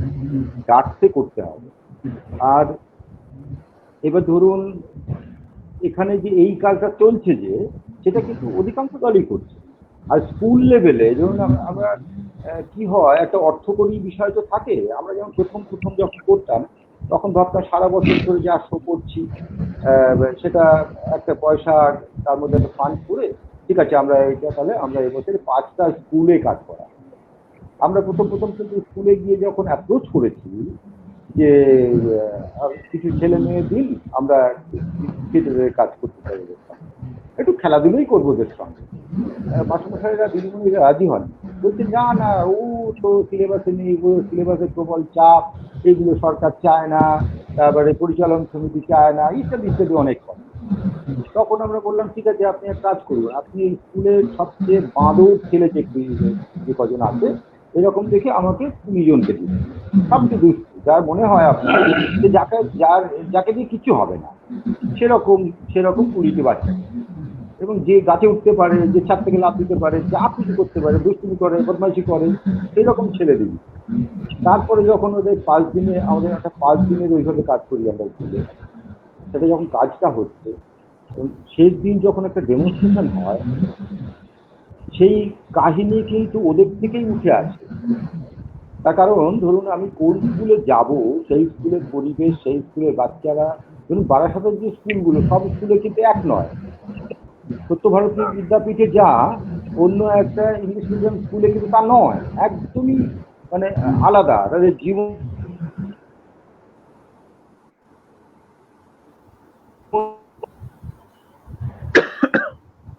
যাপনটা হ্যাঁ কোনো আগে থেকে কিছু একটা ভেবে নিয়ে গিয়ে আমি ওখানে করতে গেলাম হবে না। ওই 5 দিনের মধ্যে ওদের সঙ্গে কথা বলতে বলতে, ওদের সঙ্গে ইন্টারাকশন করতে করতে একটা টেস্ট উঠে আসে। সেই টেস্টটা যখন পারফরমেন্স হচ্ছে তখন ওই টিচাররা যারা প্রবল আপত্তি করেছিলেন সেই টিচাররাই বলছে আর এই ছেলেটাকে এইরকম করলেই তো আমি তো এতদিন ওর সঙ্গে থাকলাম, ও ক্লাস 5 থেকে আমার ছাত্র, এখন ক্লাস 9-এ পড়ে, ওর মধ্যে যে এই ক্ষমতা আছে এটা আপনারা 5 দিনে কি করে আবিষ্কার করলেন? এবং সেই টিচার হাও হাও করে কাঁদছে যে এই ছেলে কিন্তু আমি কখনো লালন দিইনি, কখনো আদর দিইনি। কিন্তু সত্যি সত্যি আমাদের এডুকেশন সিস্টেমে দেখবেন স্কুলের ডেভেলপমেন্ট কি আছে, ডেভেলপমেন্ট মানে হচ্ছে ফ্যান কেনা হবে, দেয়াল রং করা হবে, বেঞ্চ তৈরি করা হবে, কিন্তু হিউম্যান ডেভেলপমেন্টের জন্য স্কুলে কোনো বাজেট নেই। কিন্তু আমরা সেটা পরে বাধ্য করেছি, যখন ওইটা বাড়লো তখন স্কুলকে বলেছি আপনার স্কুলকে কাজটা করবো, কিন্তু যে 2 জন বা যে 3 জন এক্সপার্ট যাবে তাদের জন্য কিন্তু আপনাকে পয়সা দিতে হবে। সেটা কিন্তু সম্ভব হয়েছে, সেটা কিন্তু হয়। এবং আমাদের ওখানে যারা ক্লাস করতে আসছে তারপরে কিছু ওই বাচ্চাগুলো যখন স্কুল থেকে পাস করে যাচ্ছে এইবার তার কাছে তো আর অপশান নেই, সে কোথায় যাবে। সেই কারণেই আমরা অনেক পরবর্তী সময় প্রায় মানে ধরুন 83 থেকে আমরা শুরু করেছি, এটা ব্যাপকভাবে চর্চা করেছি। সেক্ষেত্রে নান্দিকারের একটা বিরাট ভূমিকা আছে। নান্দিকারের time theatre in education programme স্যারকে আমি বলেছিলাম যে স্যার আমরা তো জানি না, আমাদের বাচ্চাদের জন্য কিছু হোক বা আমাদের জন্য হোক। সে যুবনাট্য যখন ছিল তখন স্যারকে বলেছিলাম, স্যার বললো ওইটা এখন আর হবে না, তুমি এক কাজ করো স্কুলের বাচ্চাদের জন্য হতে পারে, তাহলে ওদের যখন পড়াচ্ছি তোমরাও শিখতে পারছো। ঠিক আছে তাই হোক। সেই সময় সেটা 89 সাল, তখন নান্দিকারের রুদ্রবাবু, সাথীদি, বাবুয়া, গৌতম হালদার, দেবশঙ্কর হালদার, সুভাষিস গঙ্গোপাধ্যায়, অশোক প্রামাণিক, তারপরে হচ্ছে আমাদের সুমন্ত মুখোপাধ্যায়, কে নয় তখন নান্দিকার মানে সাংঘাতিক পুরো টিম গোবরডাঙ্গা এসে 7 দিন থেকে সেই কাজটা করালেন। পরবর্তীকালে সুভাষিস আরো 1 মাস ধরে সেই কাজগুলো ফাইনালি করে একটা স্টেজে করলেন। হ্যাঁ, তো এই কথাগুলো আমি এই কারণেই বললাম যে একটা স্কুলে যখন কাজ হচ্ছে, ধরুন 20টি বাচ্চা করছে, 20টি বাচ্চা একটা স্কুলে যদি 2000 স্টুডেন্ট হয় তাহলে তারা কিন্তু কোনো না কোনোভাবে সেটার সঙ্গে কানেক্টেড হয়ে যাচ্ছে। তারপরে যখন সেটা পারফরমেন্সের দিন সেদিনকে আরো অন্যরা আসছে, টিচাররা আছে, টিচারদের বন্ধু বান্ধব আছে, তার পরিবার আছে, সব মিলিয়ে প্রায় একটা 2000 স্টুডেন্টের স্কুল হলে সেই থিয়েটারটা কিন্তু অন্তত 1000-5 লোকের কাছে এই বার্তাটা পৌঁছে গেল। আমরা থিয়েটারে দর্শক হচ্ছে না, এই নেই সেই নেই, ডেডিকেশন নেই, সব বলে আফসোস করছি, কিন্তু আমার কি কন্ট্রিবিউশন আছে থিয়েটারে দর্শক বাড়ানোর জন্য? আমি কি পরিশ্রম করছি আমার প্রোডাকশন হচ্ছে তার কোয়ালিটির জায়গায়, তাহলে কি পরিশ্রম করছি, সে 24 ঘন্টা যে সময় আমি পাচ্ছি সেই সময়টাকে আমি কিভাবে ইউটিলাইজ করছি। খালি যদি 10 থেকে 10 দিন তাহলে নিজের দিকে যদি না ফিরে তাকাই, আমরা নিজের ত্রুটিটা কোথায় সেটা যদি না দেখি, তাহলে তো হাপিস করে কান্নাকাটি করে লাভ নেই। আমার জন্য অমুকে করলো না, তমুকে করলো না, কে আর দায় পড়েছে, আমার জন্য তো আমাকেই করতে হয়। তো যাই হোক, এইভাবেই মোটামুটি কাজগুলো করেছি। আশা করি মনে হচ্ছে আমি তোমার নির্মল তোমার প্রশ্ন উত্তর দিতে পেরেছি, নাকি ডিরেল্ড হলাম একটু? আমি খুব ডিরেল্ড হয়েছি, লাগাম ধরে দেবো। আর ওই বাচ্চা কিন্তু পরবর্তীকালে কোনো না কোনো দলে চলে যাচ্ছে। সে যে সবাই যে আমার দলে আসছে সেটা কাম্যও নয়। এই পশ্চিমবঙ্গ জুড়ে আমাদের এই উত্তর 24 পরগনার প্রচুর ছাত্র আমার সঙ্গে আমার রেপুটেটিভ পর্যন্ত কাজ করেছে। তো আমি গর্বিত যে একটা কাজ করে কাজ শিখে সে তার মতো করে একটা দল, আমি এত লোকের টিচার, এটা তো সাংঘাতিক ব্যাপার। আমার দলে থেকে কেউ কোনোদিন যায়নি, এর মধ্যে কোনো গর্বের কথা আছে বলে আমি মনে করি। তখনই তো একটা ছেলে যাবে, আমাকে যদি বলে সে যে না সে শিখেছে, আমি তখন বলবো হ্যাঁ ঠিক আছে তুমি করো, এখানেই ডিরেক্ট করো। আমি যদি কালকে মারা যাই আমার দলে কোনো অসুবিধা নেই, আরো 5 জন ডিরেক্ট করতে জানে, সর্বকনিষ্ঠ যে ডিরেক্টর তার 13 বছর বয়স, তাহলে স্টুডেন্ট প্রোডাকশন কাজ দিতে হবে, কাজ এইভাবে তো জেনারেশন তৈরি হবে। আমি মনে হয় সুব্রতর কথা একবার দিয়ে দিতে চাই। সরি আমি তো বেশি বললাম বোধ হয়। আচ্ছা নির্মল এক মিনিট বলছি, চন্দ্রিমানদা আপনার আশেপাশে, তোমার আশেপাশে কি কোনো টিভি বা কিছু চলছে? একটা সাউন্ড আসছে তোমার ওখান থেকে। না, একটা আওয়াজ আসছে, সেটা তাহলে পাখা চলছে, পাখা। যাই না, আমি মিউট করে পাখা চলছে তো অনেকক্ষণ ধরে চলছে। তোমারটা মিউট করলে সাউন্ডটা চলে যাচ্ছে। যাই হোক, এটা তীর্থ ওই একই কথা লিখেছে। মলয়দা আশিস দাকে একটা কথা বলেছেন, এটা হচ্ছে যে বিধবা বিবাহ প্রথম গোবরডাঙ্গা যিনি করেন তিনি গোবরডাঙ্গারি, এই কথাটি উনি যোগ করেছেন। প্রথম বিধবা বিবাহ যিনি করেন তিনিও গোবরডাঙ্গার। সে শ্রীশচন্দ্র বিদ্যারত্ন, সে গোবরডাঙ্গা পৌরসভার প্রথম চেয়ারম্যান ছিল। যাই হোক, ওনার কথা লিখেছেন। তোবলা দত্ত দেখছেন, ধন্যবাদ। রুদ্রপ্রসাদ ঘোষ দেখছেন, ধন্যবাদ।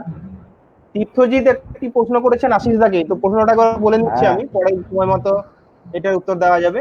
যেটা হচ্ছে এই করোনা সংকট কালে যেখানে সরকারি অনুদান অনিশ্চিত, সেখানে কি আমরা পূর্ণ মঞ্চে আবার ফিরতে পারবো, নাকি অন্তরঙ্গ নাট্য চর্চায় এবার আমাদের ভবিষ্যৎ, তার গতি প্রকৃতি বা কেমন হবে? প্রশ্নটা আশিসদার কাছে করে রাখলাম। এটা নিশ্চয়ই নির্মল এ ব্যাপারে যাবে পরে। তো যাই হোক, আমি তীর্থ মানে তীর্থজিৎ। আচ্ছা, জিন্নাদা আছেন, ঘনিষ্ঠ জিন্নাদা আছেন, জিন্নাদাকে ধন্যবাদ। চলো, স্কুলে কাজ করিয়েছেন, স্কুলের ছেলে মেয়েদের নিয়ে কাজ করেছেন প্রচুর, এবং এটা কিছুটা প্রশ্নের মধ্যে ছোঁয়া ছিল যে কলেজের ছেলে মেয়েদের নিয়ে কাজ করাটা কতটা জরুরি, একটা বিষয় ছিল। আমরা আগে থেকে জানাই একটু, আমরা শহরের স্কুলের ছেলে মেয়েদের নিয়ে একটা ফেস্টিভ্যাল করি প্রত্যেক বছরই, এটা বার্ষিক বিশ্বরোধ দিবসের আগের দিন। আমি জানি তোমার অনেক ছাত্রের সঙ্গে আমার খুব আত্মীয়তা আছে, প্রেম আছে, বাপ্পা,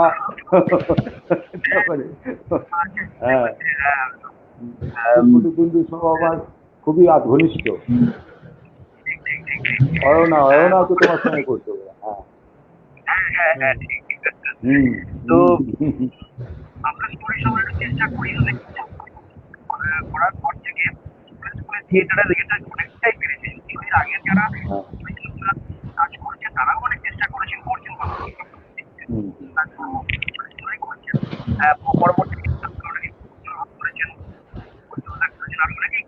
আসলে কি জানো তো, তোমাকে একটু ইন্টারাপ্ট করছি, থিয়েটারটা না একটা নাটক তৈরি করলাম আর সেটা পারফরমেন্স করলাম, এইটুকু জায়গায় সীমাবদ্ধ নয়। থিয়েটারটা বড় বড় সামাজিক কাজ, সেটার সঙ্গে অনেক কিছু জড়িয়ে আছে। অধিকাংশ মানুষ একটা পারফরমেন্স তৈরি করে, সেটা ঘুরে ঘুরে করবে, দ্যাটস অল। আর হাবিজ পেশ করলেন দর্শক আসছে না, জেনারেশন নতুন ছেলে মেয়েরা আসছে না। আসলে নিজেদের সঙ্গে বেশি করে প্রশ্ন করা দরকার। সরি, তোমায় ডিস্টার্ব করলাম। চেষ্টাটা চালাতে হবে, কারণ আমরা নাটক নিশ্চয়ই। নাটক খেলা বলে একদম হ্যাঁ জানি, আমি জানি। আচ্ছা, জানি যেটা আমি। তো আছে। হুম, তো এই জানি। যেতে হবে আমাদেরকে। তো এবার সন্দীপনের কাছে যাই। নিশ্চয়ই। আমরা হ্যাঁ বলো। আমোদপুরের যে থিয়েটারটা চলছে, আমোদপুরে যারা কাজ করছে, কিন্তু তাদের সম্পর্কে তুমি একটু সা- আমার অভিজ্ঞতা। সাউন্ডটা পাচ্ছি না, হ্যালো, শোনাটা অসুবিধা হচ্ছে। হ্যালো, হ্যাঁ বলো, এবার বলো, সন্দীপন। বলো। হ্যাঁ বলো। বলছি যে তুমি একটু খুব খুব সংক্ষিপ্ত আকারে তোমার নাট্যতীর্থ এবং তোমাকে ঘিরে যারা আমোদপুরে যারা অন্যান্য দলরা থিয়েটার করছে, হ্যাঁ, সেইটা নিয়ে একটু বলো ছোট করে। আমরা 1 ঘন্টা আমাদের হয়ে গেল, 1 ঘন্টা হাতে সময় অল্প। এবার আমরা পরবর্তী প্রশ্ন থেকে যাবো। ওটা বলো। আসলে আচ্ছা সন্দীপন দা, হ্যাঁ, সুব্রত বলো। একটা প্রশ্ন করেছে, আমি ওটাও যোগ করে দিই, তাহলে তুমি এটা বলার পর সুব্রতর প্রশ্নটার উত্তর একটু ছোট করে দিয়ে দিও।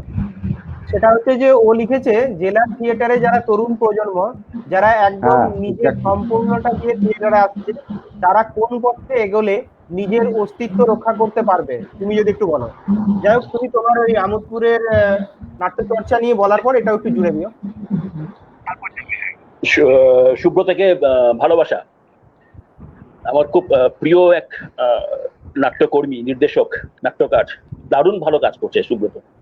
বোলপুরে মলয় ঘোষ, ইলোরার দুরন্ত। তারপর তো নির্মল, সম্রাট, এরা তো রয়েছেই। এখন নির্মল যেটা বললো নাট্যতীর্থ নিয়ে খুব অল্প করে, আসলে নাট্যতীর্থটা অল্প করে বলার বিষয় নয়, তবুও বলছি আর কি। মানে একটা বিশাল ইতিহাস নাট্যতীর্থের।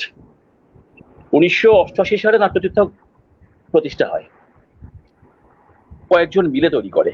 তো তার আগে বলতে গেলে আমোদপুরের একটু ইতিহাসটা অল্প করে বলতে হয়। নাটকের ইতিহাস বলতে গেলে আমোদপুরে কিন্তু সেরকম কিছু নেই।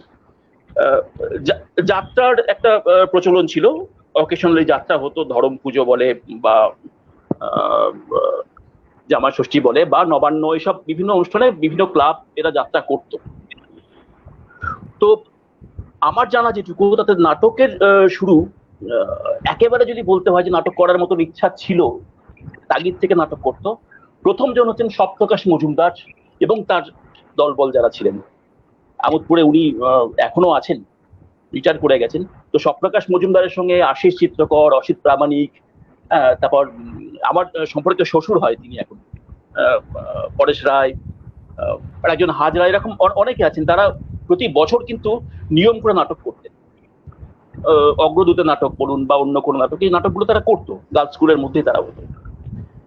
এমন হয়েছে যে গার্লস স্কুলের দেওয়ালে পোস্টার তারা করেছে, লিখেছে দেওয়াল লিখন যে মেয়েদের স্কুলে ছেলেদের নাটক জানোয়ার, এরকম করেছে, বিজ্ঞাপন দিয়েছেন।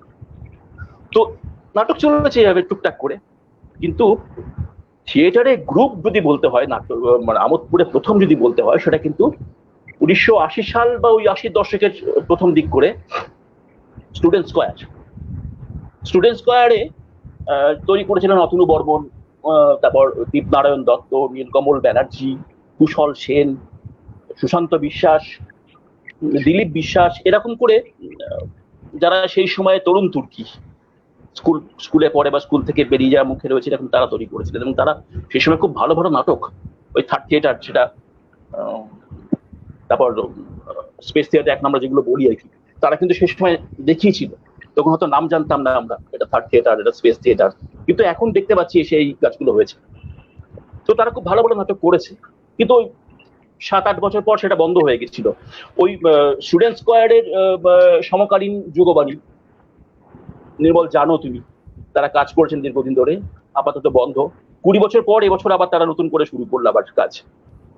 তো 1988 সালে তৈরি হয়েছিল নাট্যতীর্থ, একটা নাটক করার তাগিদ থেকে। পান্থমিলন কুণ্ডু, অশোক দাস, জিনিয়া সাহা, এরকম ভাবে আরো অনেকে মিলে শুরু করেছিল। বৃন্দ বিকাশ কুণ্ডু, আমারও ছোট্ট একটা ভূমিকা ছিল, তখন ছোট ছিলাম, শিশু। আমাদের কলোনির একটা অংশে সেখানে মিটিং হয়েছিল, প্রথম মিটিং শুরু হয়েছিল নাট্যতীর্থের পথ চলা। মাঝখানে আমি ড্রপ হয়ে গেছিলাম। আবার আমার নাট্যতীর্থে ঢোকা নতুন করে আবার 1991 সাল কবর নাটক দিয়ে শুরু হয়েছিল। মুনির চৌধুরী কবর নাটক দিয়ে আবার পথ চলা নাট্যতীর্থে। তো সেই সময় নাট্যতীর্থে অনেক ভালো ভালো কাজ হয়েছে। তো সেই সময় যারা ছিলেন তারা এখন অনেকেই নেই, অনেকে সরে গেছেন, অনেকে চলে গেছেন, কেউ মারা গেছেন। এখন নতুন প্রজন্ম পুরনো প্রজন্ম মিলে কাজ করছি। যেটা বলার আমার সব থেকে বড় জানা দরকার আছে মানুষের, দর্শকদের, আমাদের কোনো মহড়া কক্ষ ছিল না। আমরা রিহার্সাল করতাম। আশিস দাও নিশ্চয়ই এই সমস্যার সম্মুখীন হয়েছেন কোনো না কোনো সময়, হয় কোনো স্কুলের বারান্দায়, কোনো ক্লাবের আর্ট চালাতে, এইভাবে কিন্তু আমাদের মহড়া হতো। এবং এখানে আমোদপুর জয়দুর্গা গার্লস স্কুলটা, হ্যাঁ হ্যাঁ ঠিক তাই, জয়দুর্গা বালিকা বিদ্যালয়, যেটা পারুল বর্মনের জন্য পদ্মদার মা তখন ওখানকার প্রধান শিক্ষিকা ছিলেন, তিনি কিন্তু আমাদের স্কুলটিকে ব্যবহার করতে দিয়েছিলেন মহড়া পক্ষ হিসেবে। তো পরবর্তীকালে সেটি আমরা ওখান থেকে আবার সরে আসতে বাধ্য হই।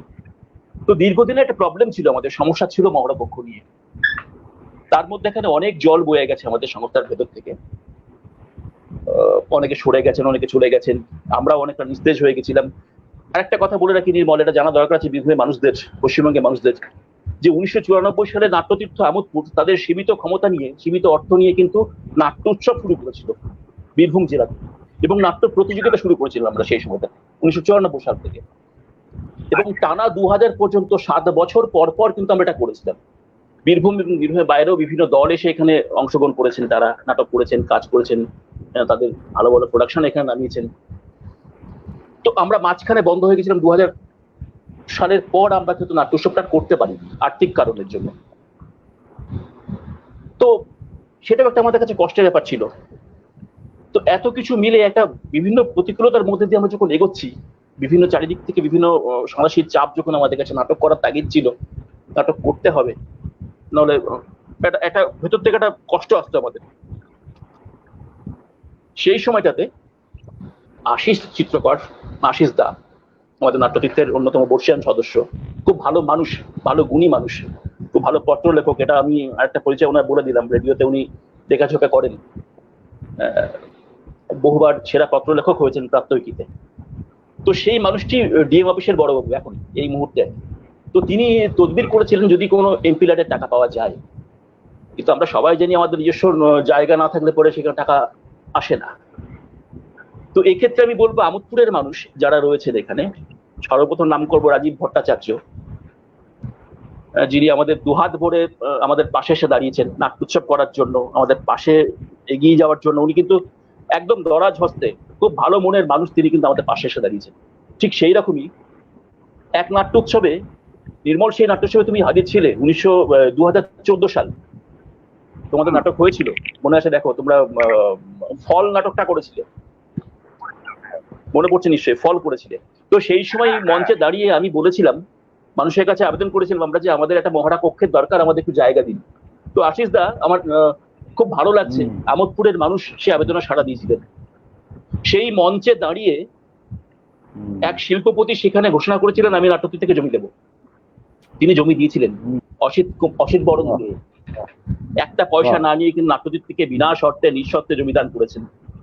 তারপর শুরু হলো আমাদের কিন্তু পথ চলা।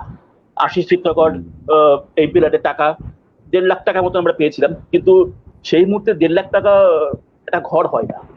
আমোদপুরে মানুষ আবার এগিয়ে আসলো, আমরা আবার আবেদন করলাম, আবার এগিয়ে আসলেন রাজীব ভট্টাচার্য, সরজিৎ কুমার দে, উজ্জ্বল দে, আমাদের নাট্যতীর্থের প্রথম সম্পাদক পান্থমিলন কুন্ডু, তিনি বোম্বে থেকে 30,000 টাকা পাঠালেন।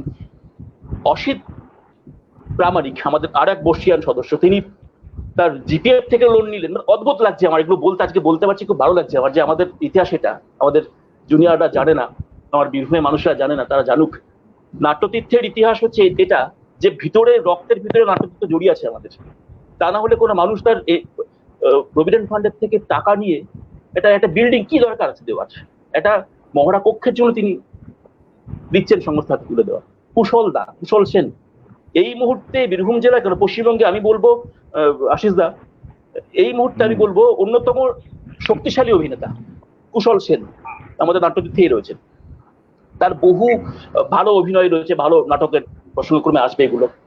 তো এইভাবে প্রত্যেকে এগিয়ে আসার জন্য আমাদের আজকে কিন্তু মহড়া কক্ষটি, নাট্যতীর্থ ভবন, জলধর দে ভবনটা কিন্তু মাথা তুলে দাঁড়িয়েছে। রাজীব ভট্টাচার্যের দেওয়া জল, অসিত বরণ দের দেওয়া জমি এবং বাড়ি রং, সরজিৎ কুমার দে, উজ্জ্বলদের দেওয়ার পুরো বিল্ডিং এর তার জানলা দরজা থেকে শুরু করে সমস্ত কিছু, ইট সিমেন্ট, মানুষের এগিয়ে আসা, মানে এই হচ্ছে নাট্যতীর্থ। আমোদপুরের সঙ্গে, আমোদপুরের হার্টবিটের সঙ্গে নাট্যতীর্থ জড়িয়ে আছে। এবং এটা নির্মল তুমি দেখেছো, আমরা কোনো নাট্যোৎসব করলে, কোনো নাটক করলে আমোদপুরের মানুষ, আশিস দা আমি আপনাকে আমন্ত্রণ জানালাম আমাদের সংস্থার পক্ষ থেকে। আমরা সংস্থা, আমি একা না, আমরা 5 জনের সংস্থা। আমরা, আমাকে তুলে রেখেছে এইটুকুই যা, কিন্তু 5 জন পিছনে রয়েছেন, তারা রয়েছেন।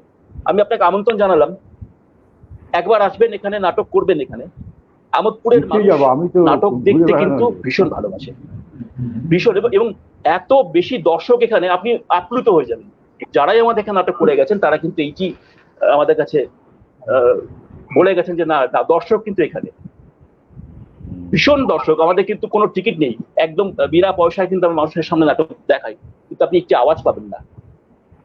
পিন ড্রপ সাইলেন্টে আমাদের নাটক হয়, বাচ্চা সামনে থাকে, মোবাইল ফোন বাজে না, কোনো কিছু হয় না, নিঃশব্দ নাটক দেখেন এবং উপভোগ করেন, তারা চলে যান, সহযোগিতা করেন আপনাদের নাটক দলগুলির সঙ্গে।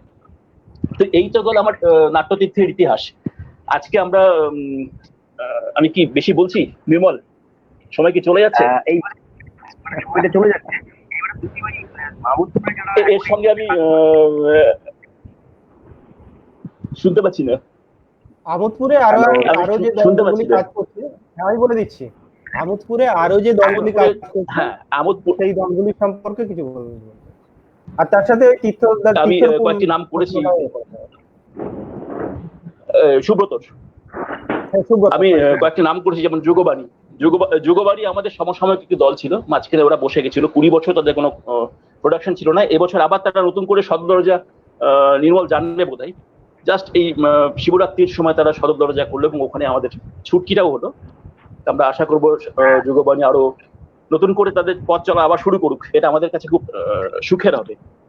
এছাড়া সাহিত্য সংসদ আমোদপুরে কাজ করতো একটা সময়। সাহিত্য সংসদ তারা বেশ কয়েকটি নাটক নামিয়েছিল, তার মধ্যে কবি একটা খুব ভালো প্রোডাকশন তাদের, তারাশঙ্কর নিয়ে কাজ করেছেন তারা। সত্যেন্দ্র মুখার্জি তার কর্ণরাজ আছে। ইউথ কোয়ার উৎপল দা, তারাও আমাদের প্রায় সমসাময়িক, 2-1 বছর এদিক ওদিক একটি দল। কিন্তু ধারাবাহিকতা যদি বলতে হয়, ধারাবাহিকভাবে যদি কাজ করা বলতে হয়, সেটা কিন্তু নাট্যতীর্থ। আমরা 1988 সাল থেকে আজকে 2020 পর্যন্ত আমাদের ধারাবাহিকতার কিন্তু কোনো বিচ্যুতি নেই। আমরা কিন্তু নাটক হয়তো কম করেছি, শো হয়তো কম করেছি, কিন্তু ধারাবাহিকতা প্রতি বছর কিন্তু আমাদের নাট্যোৎসব বন্ধ হয়েছে, কিন্তু নাটক বন্ধ হয়নি, আমরা নাটক কিন্তু করে গেছি। তো আমি চাইবো ইউথ কোয়ার, যুগবাণী, সাহিত্য সংসদ এবং নতুন যদি কোনো নাটকের দল আবার তৈরি হয়, উৎপন্ন হয়, আশা করব তারাও এগিয়ে আসবে, আমোদপুরকে সমৃদ্ধ করবে। নাটক যত হবে, দল যত হবে, আমাদের তত নাটক দেখবো, তত ভালো সহযোগিতা থাকবে আমাদের মধ্যে, একেবারে বন্ধনটাও থাকবে। আর সুব্রতকে বলবো, সুব্রতর প্রশ্নটা, আমি তো ভাই সুব্রতর সরাসরি সুব্রতকে যেটা বলি, যে সুব্রতর কাছ থেকে আমি শিখি। সুব্রত ঘটক ওইটুকু একটা ছেলে, একটা বাচ্চা ছেলে, কত বয়সে, বড় জোর 30 বছর আমার যেটা মনে হয়। তো তার মধ্যে এত বেশি পাওয়ার রয়েছে, এত বেশি, আমার দারুণ লাগে। মানে ওর কাজগুলো খুব ভালো, পাগল না হলে পরে কিন্তু এই কাজগুলো করা যায় না। সে বাজিতপুর ওই ভাঙা জমিদার বাড়ি নিয়ে কাজ করছে, সেখানে নাটক করছে। আমি গেছি, আমি রাত্রেবেলা ফিরে এসেছি, আমার অ্যাক্সিডেন্ট হতে বেঁচে গেছি আমি। সে বৃষ্টির রাত, মনে পড়ে পুরো, গা কাটা দিয়ে উঠছে ওই সময়টাতে। মানে সন্ধ্যা থেকে শুরু করেছে তারা, কাজ করছে, মশাল জ্বালিয়ে নাটক করছে, মানে অদ্ভুত, মানে দারুণ লেগেছে আমার। তো আমার তো মনে হয় এগুলো তো তরুণ প্রজন্ম যারা, তাদের কাজ বিভিন্ন পথ খুঁজে দেওয়া। প্রবীণদা কি দেখাবে, খুঁজে নিতে হবে সবাইকেই, শুধু প্রবীণ দেখাবে এই কথা ব্যাপার তো নয়। স্পেস থিয়েটার যেমন আছে, ইন্টিমেট থিয়েটার যেমন আছে, এগুলো কাজগুলো যেমন করছে, আমার খুব ভালো লাগছে। শুধু আমার না, আগামী দিন আমি সেদিন ওদের দেখলাম একটা ছাদে, ওদের মহড়া কক্ষের ছাদে কিন্তু একটা প্রোডাকশন করলো, একটা নীরব প্রোডাকশন, কোনো কথা নেই, নিঃশব্দ একটা। তো এই তো পথ, এই তো কাজ, মানে দারুণ লাগছে আমার। সুব্রতর কাছ থেকে আমার শেখার বলতে দ্বিধা নেই, আমার কোনো লজ্জা নেই, আমি শিখবো। আমি অনন্তকাল ধরে শিখতে চাই, নাটকের জন্য শিখতে চাই, নাটকের স্বার্থে শিখতে চাই। আরো কিছু কথা বলা দরকার আছে আমার, যেটা মনে হয়, যেমন মলয় ঘোষিল, ওরা দারুণ কাজ করে, অনবদ্য মানুষ, মানে তাদের শক্তিতে ভরপুর। আজ এখানে তো কাল ওখানে, অভিষেক দত্ত বোলপুরের ছুটে বেড়াচ্ছে, দুরন্ত সাহিত্যার অনিন্দ আঠাচি বোধহয় অনলাইনে রয়েছে আমার যেটা মনে হয়, তীর্থ, পান্নাদা, অদ্ভুত। আমি আগেও নাম করেছি, লাভপুরে যেমন উজ্জ্বল, কাজল, রূপা, মহিলাদের মধ্যে রূপা, অন্বেষা, আমাদের নাটকের দলের মিতা দে, মিতা সোম, ঈশিতা চিত্রকর, ঝিলিক, দেখ আমাদের ছোট্ট মেয়ে, আজকে সে বড় হয়েছে। শিউড়িতে বহু দলের নাটক দেখছি, কাজ করেছে, আমি নামগুলো বলেও দিয়েছি। সত্যজিৎ আছে তার মধ্যে একজন, মৃণালজিৎও কাজ করছে এখন খুব ভালো, মৃণালজিৎ গোস্বামী, হ্যাঁ ভালো কাজ করছে। মুকুলদা তো বহু কাজ দেখেছি, দারুণ দারুণ দারুণ ভালো কাজ। সুবিনাদার কাজও ভালো, খুব ভালো নাটকের মানুষ। বোলপুরের জিন্নাদা, আমরা সবুজের শুভব্রত রায়চৌধুরী, তারপর তোমার কাঞ্চন আছে, গণনাট্য উত্তরণের। তো এত এত এত মানুষ, রামপুরহাটের প্রিয়ব্রতদা, এই কদিন আগে কথা শুনছিলাম, প্রিয়ব্রতদা, অপূর্বদা, মানে আমরা শাহপুরে নাটক করতে গেছি, নাটক করে এসেছি, নাটক রামপুরহাট থেকে আমোদপুরে এসছে। আমার এখানে একটু কথা বলার আছে, প্রিয়ব্রতদা, অপূর্বদা যারা রয়েছেন আমাদের থেকে একটু সিনিয়র, যারা তাদের কাছ থেকে আমরা অনেক দেখছেন অনলাইন আছে। অপূর্বদা ধন্যবাদ, আর সমস্ত দর্শককেও ধন্যবাদ জানাই। আচ্ছা, হ্যাঁ, অনেক মজার ব্যাপারও আছে, এগুলো নাটক করতে অনেক মজার ব্যাপারও আছে। তো আমার যেটা বলার, আশিস দা হয়তো কিছু মনে করবেন আমার মনে হচ্ছে, কিন্তু মনে করলে আমার বলতে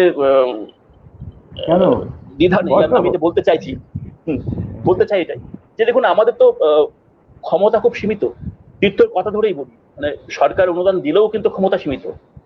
সরকার তো বারবার একটা প্রোডাকশনের জন্য পয়সা দিতে পারেন না, এটা সম্ভব না যে প্রতিটি দলকে তার প্রোডাকশনের জন্য সরকার পয়সা দেবে, আমরা সরকারের তো প্রতি নির্ভর হয়ে থাকবো, এটা হতে পারে না। একটা বিকল্প পথ আমাদের বেছে নিতেই হবে, আমার যেটা মনে হচ্ছে। তো আমরা কি বাঁচবো সেটা আগামী পথ সেটা বলবে।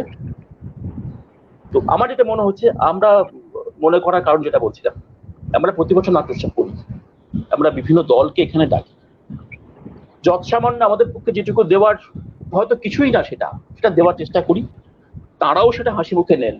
বিনিময়ে আমরা কি দিই? একটা মঞ্চ দিই, একটা টিফিন দিই, কিংবা রাতের খাবার দিই, আলো দিই, মাইক দিই, এবং প্রচুর পরিমাণে দর্শক দিই ভালোবাসা সহ।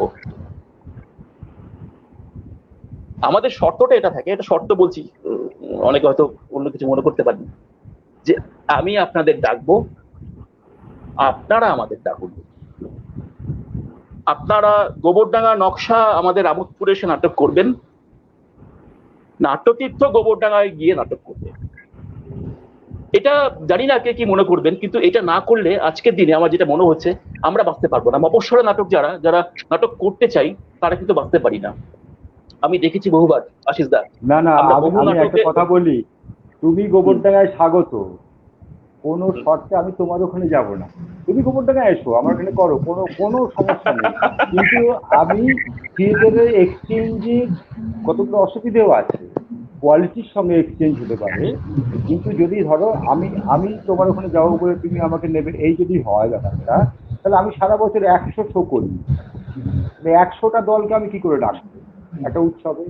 যদি উৎসব হয়, আমার এই জায়গা থেকে বলছি, কিন্তু ভালো নাটক যদি হয়, লোকে খোঁজ রাখে, ঠিক হয়ে যাবে। ওইটা নিয়ে আমাদের কাজটার ব্যাপারে খুব বেশি ফোকাস করা দরকার আমার মনে হচ্ছে। যে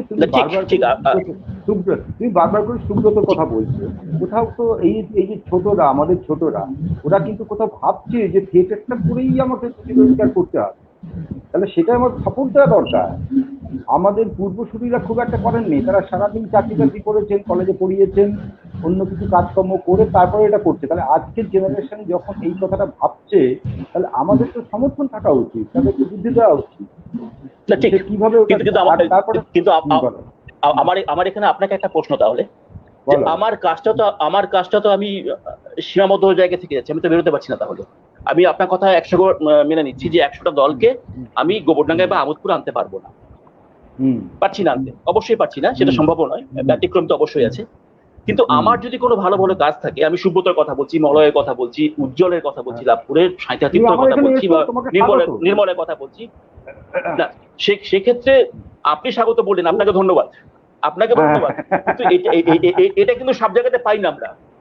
আমরা পাই না, সত্যি কথা। জানেন তো, মানে হয়তো হয়তো অনেকে যারা দেখছেন অনেকে হয়তো বিরূপ মানসিকতা বা বিমত পোষণ করতেই পারেন, কিন্তু এটা আমার মত, আমার মনে হয়েছে। এর বাইরে আমি যেতে পারি, আমি কিন্তু রিজিক নই, আমি কিন্তু ভাঙতেও পারি, নমনীয় হতেও পারি। আপনি যেটা বললেন আমি সেদিকেও যেতে পারি, কিন্তু এটা আমাদের মনে হয়েছে যে আমাদের মতন ছোট ছোট দলগুলো যারা কাজ করি সারা বছর ধরে, হয়তো ভালো কাজ করার চেষ্টা করছি, ভালো হচ্ছে কিনা জানি না, ভালো সেটা আপনি না দেখলে আমি বুঝতে পারবো না ভালো হচ্ছে কিনা। না না তাহলে আপনাকে আমাকে দেখাতে হচ্ছে, আমি দেখানোর সুযোগ পাচ্ছি না। আপনি যেটা বললেন এটাতে আপনাকে ধন্যবাদ যে আমি গোবরডাঙ্গা যেতে পারবো, নকশা যেতে পারবো।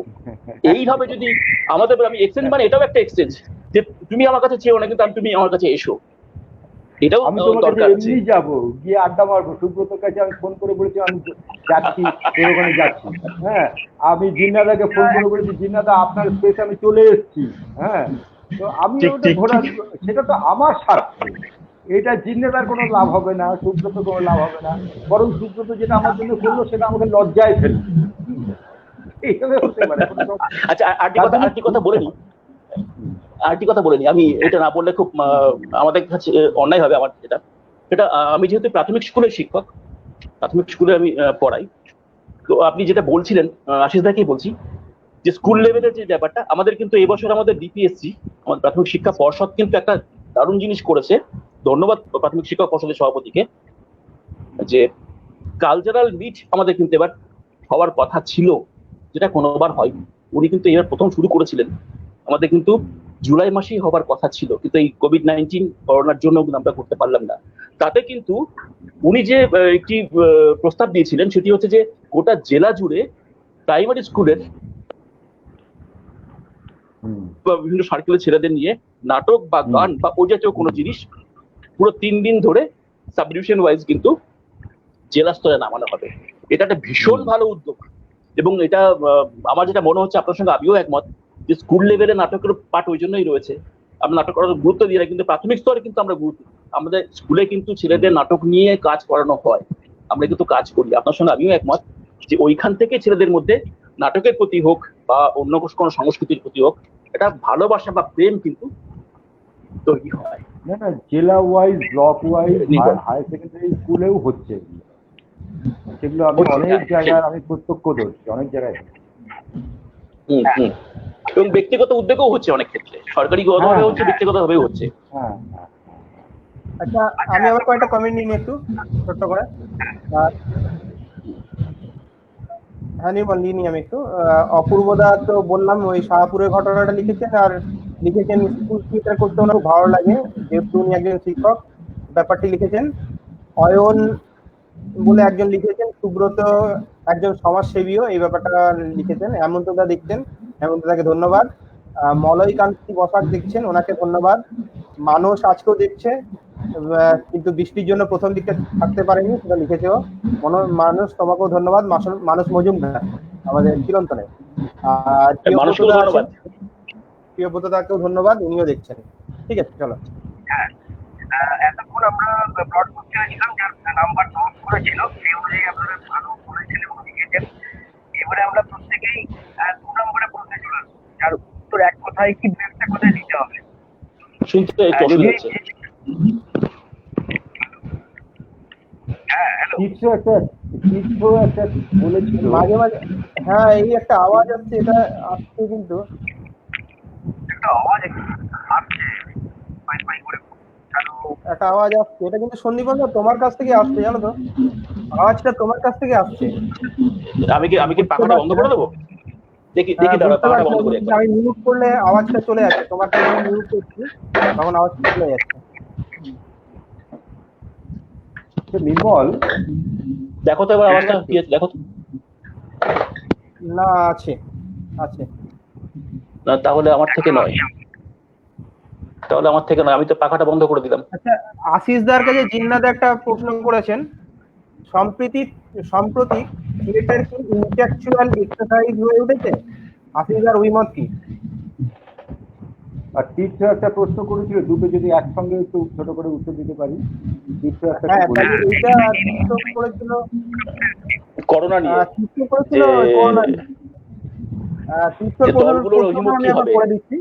এই করোনা সংকট কালে যেখানে এখনই সরকারের অনুদান অনিশ্চিত, সেখানে আমরা আবার কি পূর্ণ মঞ্চে ফিরতে পারবো, নাকি অন্তরঙ্গ নাট্যচর্চাই আমাদের ভবিষ্যৎ? ওটা আমাদের শেষ সেগমেন্টে আসছে। আচ্ছা আচ্ছা আচ্ছা, ঠিক তাহলে আছে। জিজ্ঞাসা শোনা দিকে শোনা যাচ্ছে না মাঝে মাঝে। হ্যালো, প্রদীপ কবিরাজ আছেন, নির্মলের সমস্যা হচ্ছে, ধন্যবাদ। নির্মলের হচ্ছে শান্তনু সমস্যা মনে ঘোষ হচ্ছে। আছেন, শান্তনু দা আছেন। হ্যাঁ, নির্মলের সমস্যাটা হচ্ছে, একবার হেডফোনটা তুলে দেখো তো নির্মল, হেডফোনটা তুলে দেখো, শুনতে পাচ্ছ?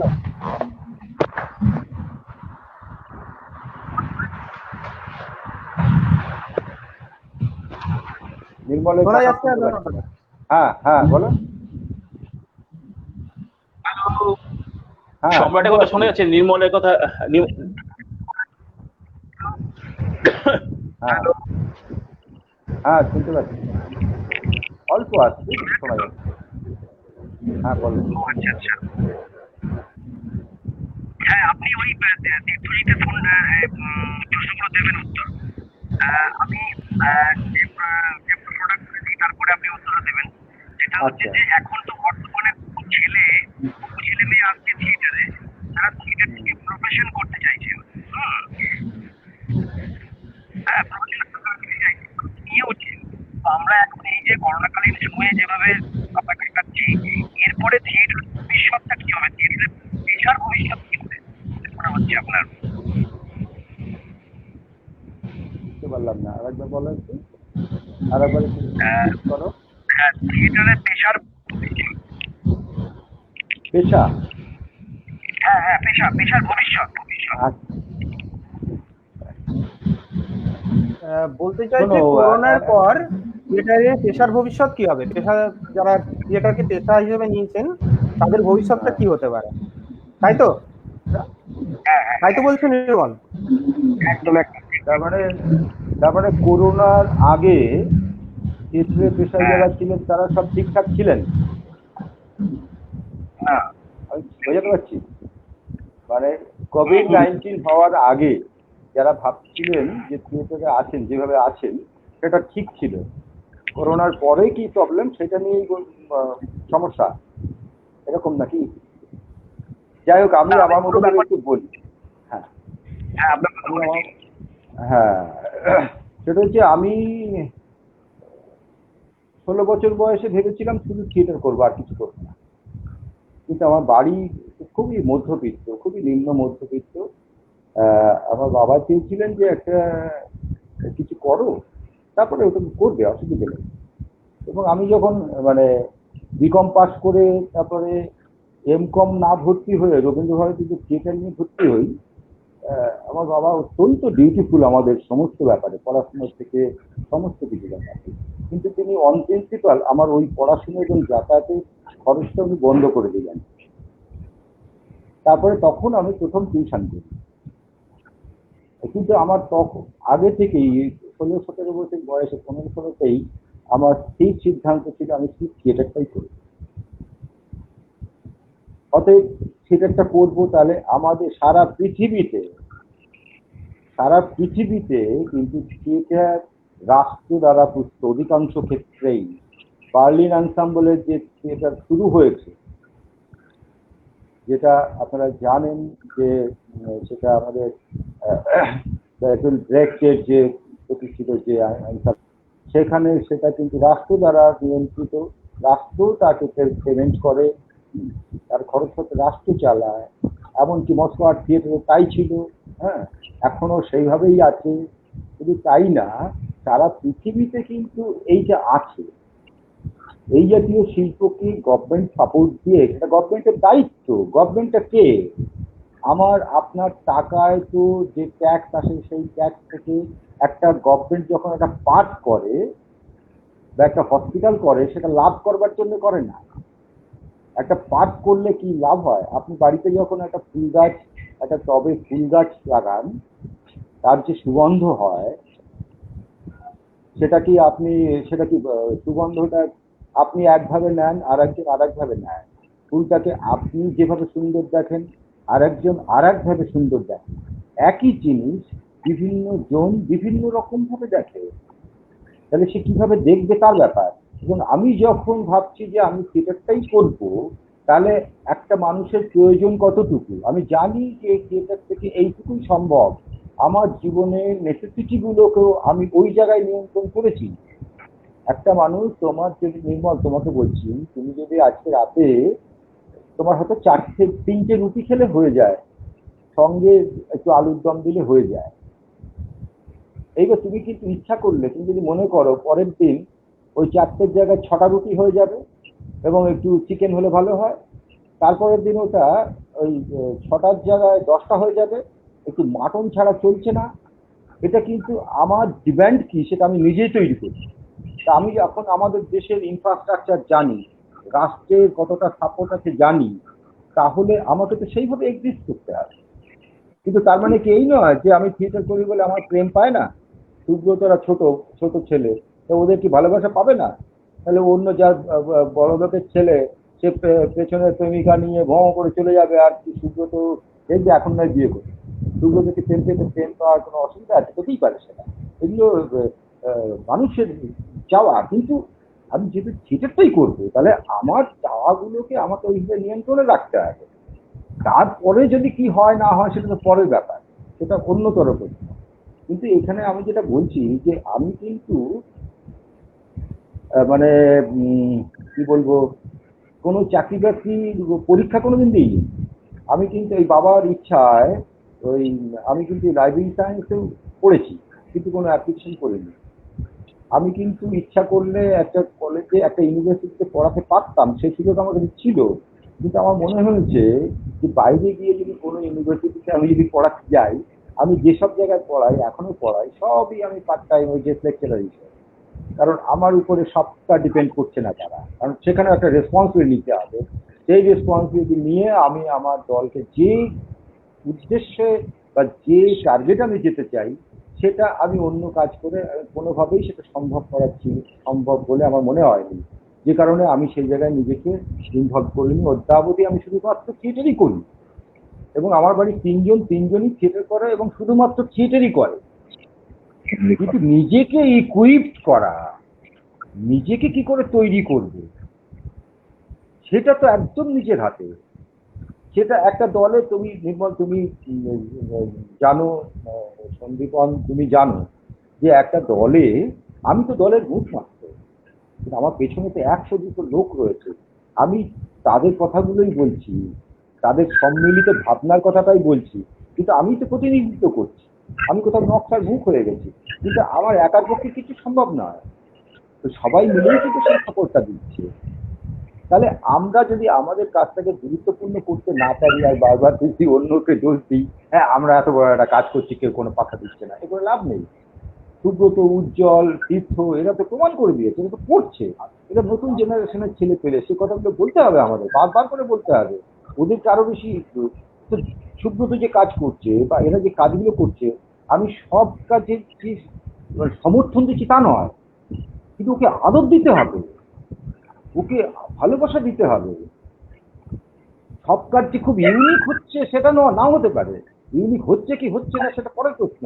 কিন্তু সে কিন্তু আমার দেখানো পথে বা আমাদের যারা পূর্বসূরি তার দেখানো পথ নেবে না, বলছে আমি নতুন কিছু ভাববো, আদারওয়াইজ কিছু করবে। এইটা খুব চ্যালেঞ্জিং, এবং এইটা আমাদের সাপোর্ট দেওয়া উচিত সিনিয়র হিসেবে। আমরা আমাদের কোনো পূর্বসূরিরা একটা লোকও, একটা মানুষও উদাহরণ রাখতে পারেনি আমাদের সামনে, যে জীবন আমি যে বাজি রেখেছি যে আমি শুধু থিয়েটারই করবো, তা আমার সামনে কোনো উদাহরণ নেই যে একটা মানুষ এটা করে চালিয়েছেন। তাহলে তাহলে ওদের জন্য, এই ছোটদের জন্য আমরা কি রেখে যাচ্ছি? ওদের জন্য তো এই আশ্রয়টা দিতে হবে। ও কাজ করুক, ভুল করুক, কিন্তু করুক, আমার রাস্তায় যেন খবরদার না যায়, ওর মতো করে। এইটা খুব ইম্পর্টেন্ট বলে মনে হয় আমার। আর একটা জিনিস সেটা বলি, সেটা হচ্ছে যে ধরুন আমাদের দলের কথা বললেই সবচেয়ে সেভ হবে। সেটা হচ্ছে 40 বছরের দল, আমরা গত 16 বছর সরকারি পয়সা করি পাই, 16 বছর। তাহলে 26 বছর তো দলটা চলেছে। কি করে তার ফান্ডিংটা হয়েছে? এবং কারণ আমাকে পয়সা দিতে হবে। আমি কিন্তু সন্দীপনের ওখানে গেলে যদি 10 জন নিয়ে যাই, ওই 10 জনকে কিন্তু আমাকে পেমেন্ট করতে হবে। কারণ আমি ওকে রিহার্সাল করাবো সকাল 9টা থেকে রাত 9টা পর্যন্ত। তারপরে যখন ওকে রিহার্সাল থেকে ছাড়বো, তখন কিন্তু এক গাদা কাজ দিয়ে দেবো, রাত্রিবেলা কখন ঘুমোবে ঠিক নেই, পরের দিন সকালবেলা সেই কাজটা করে আনতে হবে, এত কিছু চাপ দেবো আমি, তারপরে তার দুটো রুটির দায়িত্ব নেবো না, এই তো হয় না, এটা সম্ভবই না। তাহলে এই যে রুটির দায়িত্ব যখন নিতে হবে, তাহলে সেদিকে যদি দুটো রুটি লাগে, সরকার একটা রুটি দিচ্ছে, আর একটা রুটি দেওয়ার দায়িত্ব সন্দীপন, সেটা সন্দীপনকে দিতে হবে। তার জন্য সন্দীপনকে জমি দিয়েছে একটা মানুষ, তিনি যে মানুষের সঙ্গে আছে, সমর্থনে আছে। সন্দীপ বলতে পারবে না যে আশিসদা আসছে, আশিসদা 10টা লোক আছে, 10টা লোকের দুটো করে রুটি আপনি একজনকে দেবেন, নিশ্চয়ই পারবে। আমরা কখনো সেইভাবে ট্রায়ালে চাইনি, জোর করিনি। অ্যাকচুয়ালি থিয়েটারটা আমাদের কলার উল্টে করা দরকার, কিন্তু আমরা বড্ড বিনীত, দেবেন 10 টাকা দাদা, এইটাতে সর্বনাশ হয়েছে। আপনার বাড়িতে যখন কালী পুজো, দুর্গা পুজোর চাঁদার বিল যায়, আপনাকে বলে দেওয়া হয় অমুক দিন আপনি এসে ক্লাবে দিয়ে যাবেন, তার পছন্দ মতো অ্যামাউন্ট না হলে সে নানা রকম তিরস্কার, কিন্তু আপনি সেভাবে বলতে পারেন কোথাও সেটা, কারণ আপনার সোসাইটির যে দুর্গন্ধ সেটা আমরা তাড়াই, পরিবেশকে সুস্থ রাখি আমরা, তাহলে আমাদের নার্চার করার দায়িত্বের মধ্যে পড়ে আপনার বাড়ির সামনে যে বোম পড়ে না, আপনার বাড়ির সামনে যে মধুমাতালরা ঘুরে বেড়ায় না, সে ভূমিকাটা কারা পালন করে? আমরা পালন করি। তাহলে আমাদেরকে দেখার দায়িত্ব আপনার এলাকায় সাংস্কৃতিক পরিমণ্ডল যদি হয়, সেখানে যদি চর্চা হয়, তাহলে ওই সব দুষ্কর্ম কমবে, সবাই জানে। তাহলে এই আপনার বাড়ির পাহারাদার, আপনার বাড়ির গেটের সামনে আমি দাঁড়িয়ে আছি, সেটাও দেখা যায় না, কিন্তু আছি তো। তাইতেই তো আপনার সন্তান, আপনার ছোট্ট মেয়েটি ঠিক আছে। তাহলে এই দায়িত্ব আমি নিচ্ছি, আপনি আমাকে দেখবেন না, আপনার দেখার দায়িত্বের মধ্যে পড়ে। এই যে জোর করতে পারি না, এই জোরটা বোধহয় করা দরকার। আশা করি আমি আমার কথাগুলো বলতে পারি। ভালো বলেছেন, আমাদের দায়িত্ব নিতে হবে। সন্দীপন দা, আমি আরো কয়েকটা কমেন্ট নিই একবার। সলিলদা দেখছেন, কিন্তু সরি দেখতে পাচ্ছেন না, শুনতে পাচ্ছেন। আমার মনে হয় ওটা আপনার মুখের কোনো ত্রুটি হচ্ছে দাদা, কেননা দেখার তো কোনো প্রবলেম হচ্ছে না, শোনারই একটু প্রবলেম হচ্ছে। আর এটা অনেকে লিখেছেন, যেমন সমীরণ দত্তরাজবাবু লিখেছেন যে শুনতে অসুবিধা হচ্ছে। আর যাই হোক, এটাই আপাতত।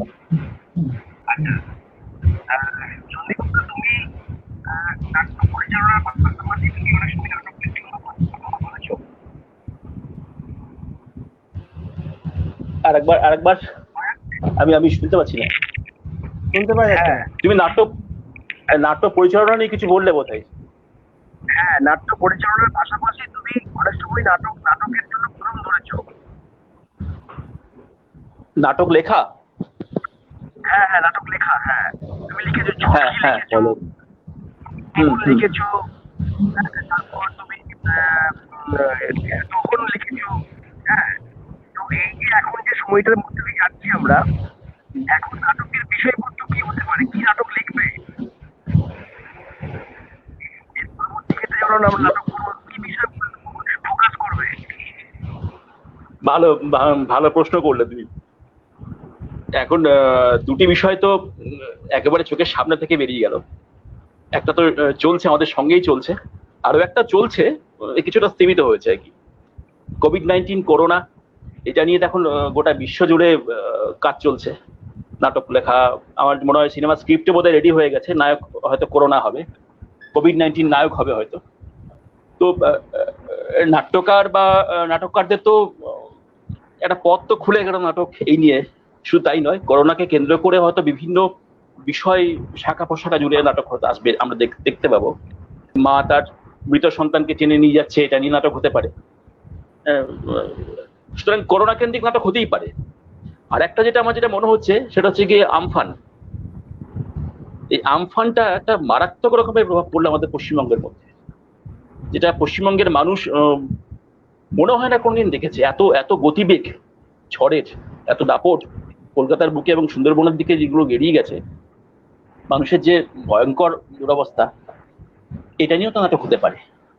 এছাড়াও প্রতিনিয়ত আমাদের জীবনযাত্রার মধ্যে দিয়ে বিভিন্ন ঘটনা ঘটছে, যেগুলো নাটকের যারা নাট্যকার যারা, তারা রসদ পাচ্ছেন। তো আমার যেটা মনে হয় যে, তুমি যদি আমাকে বলো ব্যক্তিগতভাবে যে তুমি কি লিখছো। তো এই মুহূর্তে আমি দুটি কাজ শেষ করলাম, তার মধ্যে কোনোটি কিন্তু করোনা এবং আমফান বা ওই জাতীয় নয়। আমার একটা ভাবনা ছিল, সেই ভাবনার মধ্যে দিয়ে হ্যালো শুনতে পাচ্ছ? বেরোচ্ছি, আসছি, 1 মিনিট। হ্যাঁ, চলো চলো চলো, আমাকে একটু অফ করো 1 মিনিট। হ্যাঁ হ্যাঁ ঠিক আছে। শোনা যাচ্ছে? হ্যাঁ বলুন, বলো। শুনতে পাচ্ছ?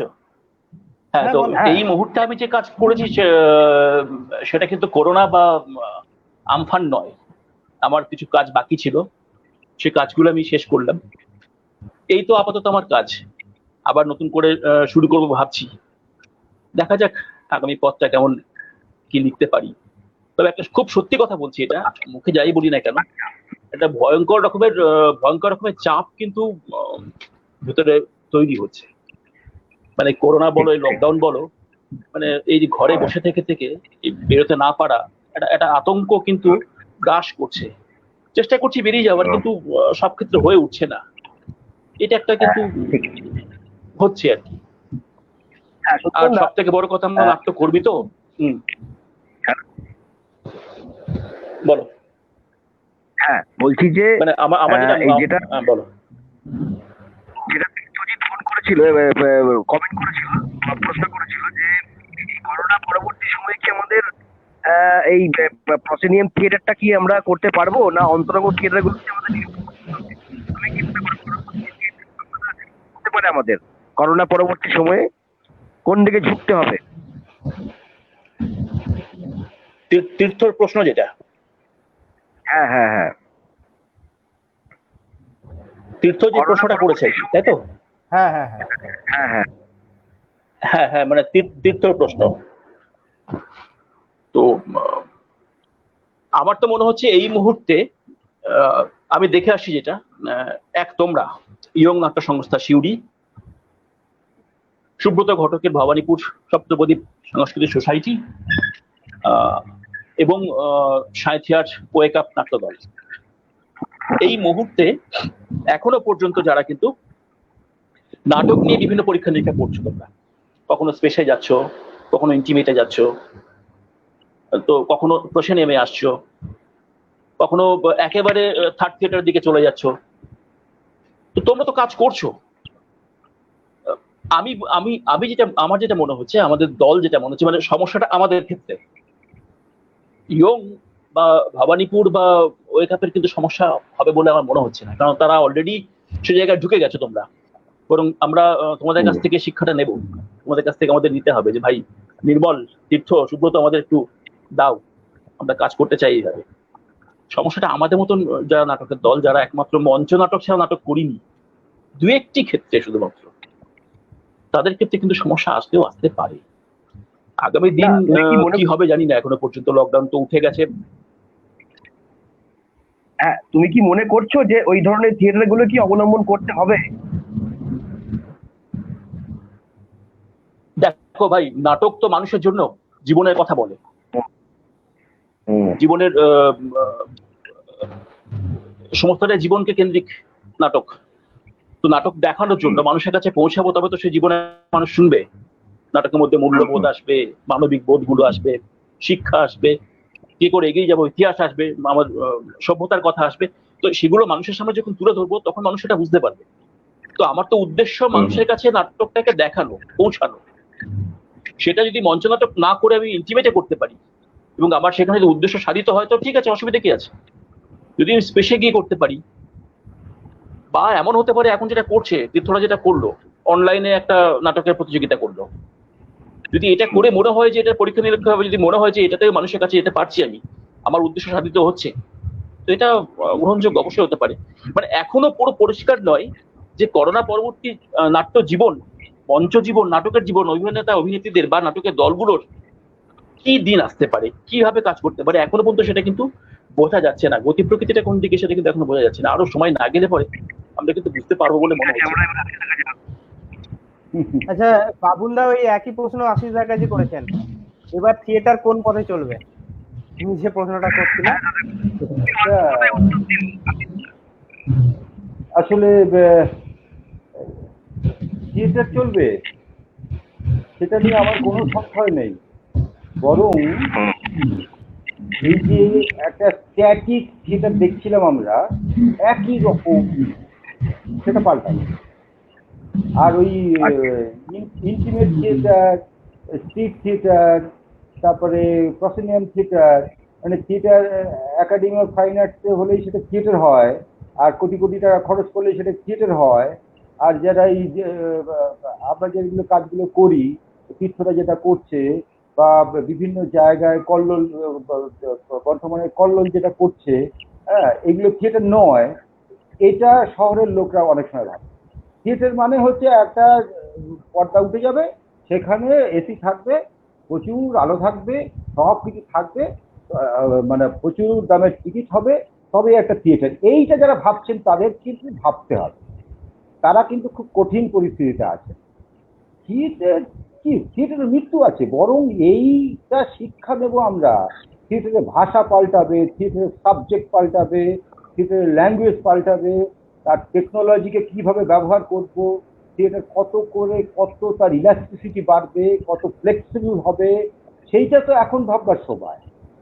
থিয়েটার কোনো, আপনি যদি চান থিয়েটার করতে তাহলে কোনো সমস্যা নেই, কিন্তু যদি মনে করেন কবে একাডেমি খুলবে, কবে ওই সোশ্যাল ডিস্টেন্সের নামে যেটা বলা হচ্ছে ফিজিক্যাল ডিস্টেন্স, ওইটা সরকারি নিয়মগুলো মেনে করতে হবে, তবে আপনি করতে পারবেন, তাহলে থিয়েটারের যুদ্ধে আপনি নেই। থিয়েটারের সঙ্গে সংগ্রাম আছে, থিয়েটারের সঙ্গে লড়াই আছে, থিয়েটারের সঙ্গে প্রতিনিয়ত কষ্টকর জীবন আছে, বিনিদ্র রজনী আছে। এগুলো না থাকলে থিয়েটার নাকি? আর সেই থিয়েটার আমরা দেখতে দেখতে পচে গেছে, বরং একটা নিউ ওয়েভ আসতে চলেছে থিয়েটারে, যেটা আমি আমার কমফোর্ট জোনের বাইরে যাব, সেইটাই একটা নতুন জিনিস আনতে পারে, যেটা বলে আমার মনে হচ্ছে। বেশ আশিস দা, আমরা একদম শেষে এসে পৌঁছে গেছি। হ্যাঁ হ্যাঁ, একদম শেষে পৌঁছেছি। একটা র্যাপিড ফায়ার আছে, র্যাপিড ফায়ার দিয়ে আমরা শেষ করব। সম্রাট, কমেন্ট বলো। হ্যাঁ, অনিন্দ প্রশ্ন করেছে, অনেক দেরি করে করলে বন্ধু, আর আগে করতে হতো। যাই হোক, অনিন্দর প্রশ্নটা আমি আশিসদার কাছে রাখছি, ছোট্ট করে যদি দেওয়া যায়। অনুদান নিয়ে কি পেশাদারী নাট্যকর্মী হতে পারা যায়? শিল্প থেকে রোজগার না হলে শিল্প কি থেমে যাবে? থামতে পারে? আচ্ছা, আমি একটা কথা বলি। অনিন্দ রোজ তো থাকছে, একটু আগে শুনেছি আমি। অনিন্দ প্রশ্নের উত্তর দেওয়া হয় না, কিন্তু এই প্রশ্নটা খুব সংক্ষেপে উত্তর দেওয়া যাবে না। অনিন্দকে আমার নাম্বারটা দিয়ে দেবো, আমি অনিন্দের সঙ্গে সরাসরি কথা বলে দেবো। পেশাদারিত্ব শব্দটাকে আমরা ভুল ব্যবহার করি। পেশাদারি মানে হচ্ছে আমার রিকুইজিশনের দায়িত্ব। জলটা একজন অভিনেতা খাবে, জলটা অমুক জায়গায় ওই গ্লাসের অমুক পরিমাণ রাখতে হবে নির্দিষ্ট সময়ে।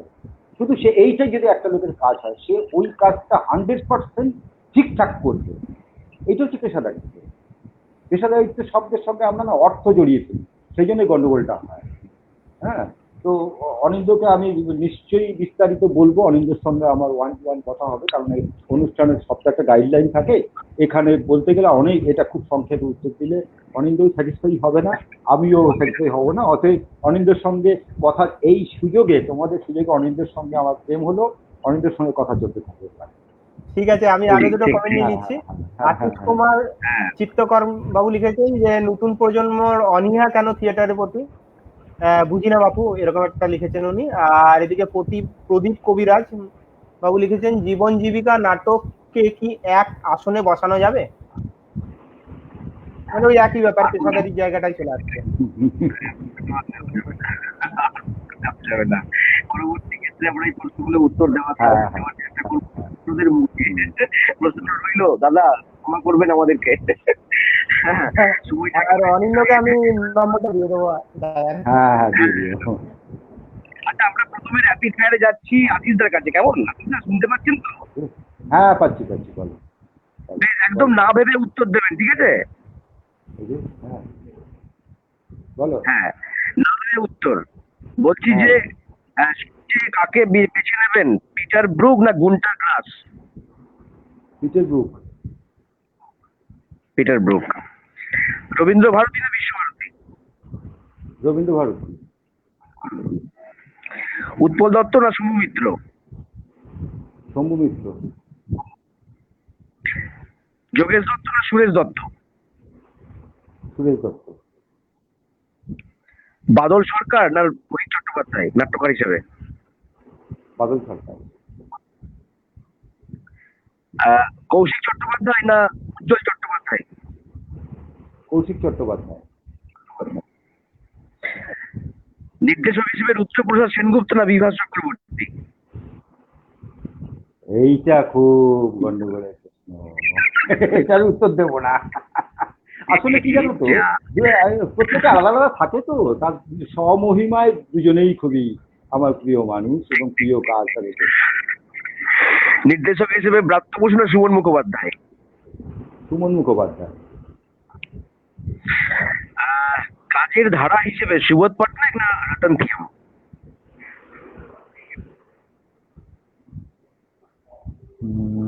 সুবোধ পট্টনায়ক। আচ্ছা, নির্দেশ আচ্ছা পরে নাট্য মুখপত্র নাকি আনন্দ? হ্যাঁ বলো। নাট্য মুখপত্র নাকি আনন্দ পত্রিকা? আনন্দ, অবশ্যই আনন্দ। আচ্ছা, লাস্ট প্রশ্ন, নির্দেশক আশিস দাস নাকি প্রশিক্ষক আশিস দাস? প্রশিক্ষক আছে। ধন্যবাদ দাদা, থ্যাংক ইউ, খুব সুন্দর। Thank you, thank you, thank you. এইবার চলে যাবো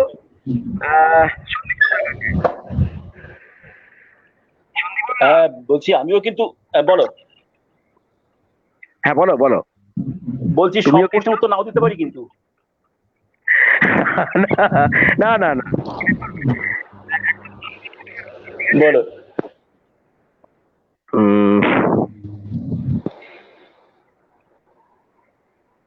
দাঁড়াও বলছি, নির্দেশক নাকি নাট্যকার? শুনতে পেলাম, শেষে শুনতে পেলাম না। নির্দেশক নির্দেশক সন্দীপন দত্ত না নাট্যকার সন্দীপন দত্ত, কাকে বেশি পছন্দ?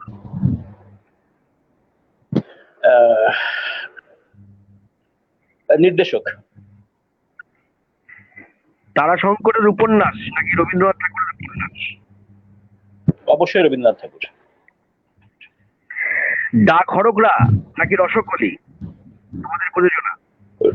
রসকলি। আচ্ছা, প্রিয় অভিনেতা কুশল সেন নাকি আশিস চিত্রকর?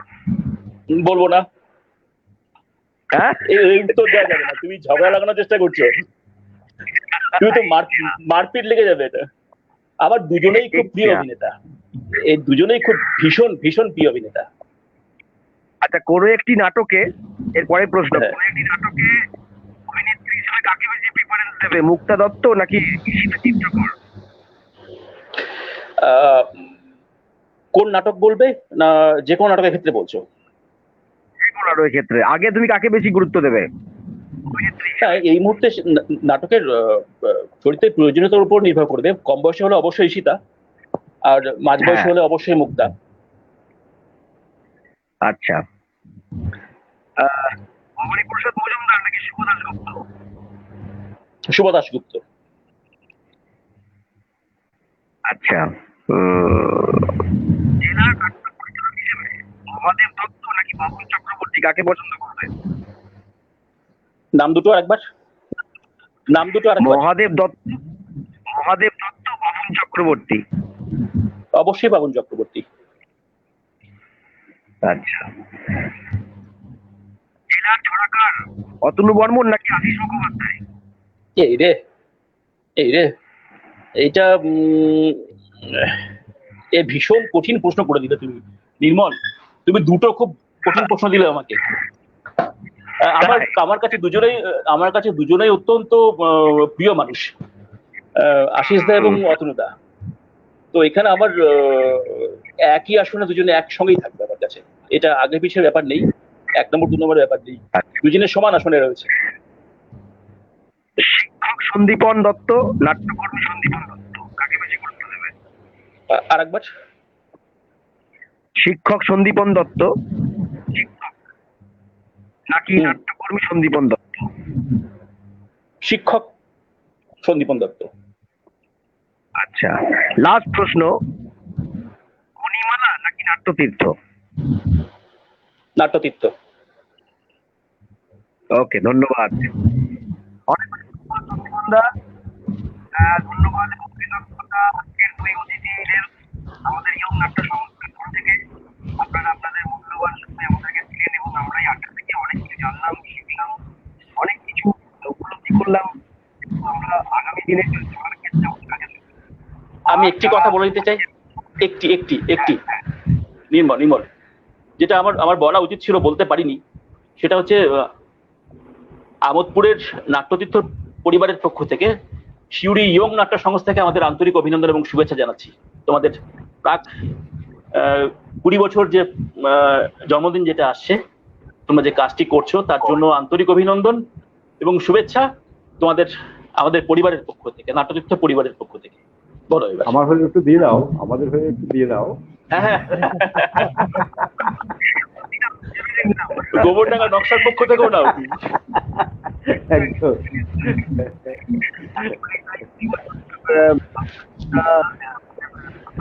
করতে গেলে সকলেরই সহযোগিতা, ভালোবাসার শুভেচ্ছা, সকলেই আমাদের দরকার। এই নিয়ে আমরা জানি না কে অনেকটা পরিকল্পনা ছিল, এখন সবই বন্ধ। সবাই জুড়ে থাকার চেষ্টা করা, তো এটা তারই একটা। আমরা আমাদের তরফ থেকে আবার আপনাদেরকে ধন্যবাদ জানাচ্ছি। আমাদের এই লাইভটাতে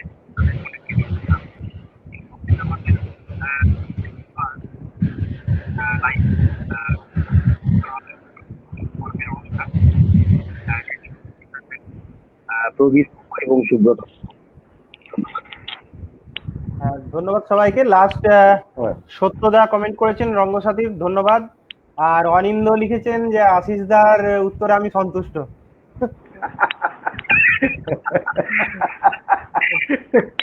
ও আমার সাথে কথা বলবে না বলে এটা বললো। খুব ভালো বলেছে। বলবো না, এর সাথেও আমি লিখেছি যে পেশাদারি হওয়াটা আসল পেশাদারিত্ব, এটা উনি দেখছেন। ঠিক আছে, যাই হোক, আজকে লাইভ তাহলে আমরা এখানেই শেষ করে দিচ্ছি। আগামীতে সঙ্গে থাকবেন, সকলকে ধন্যবাদ। ধন্যবাদ।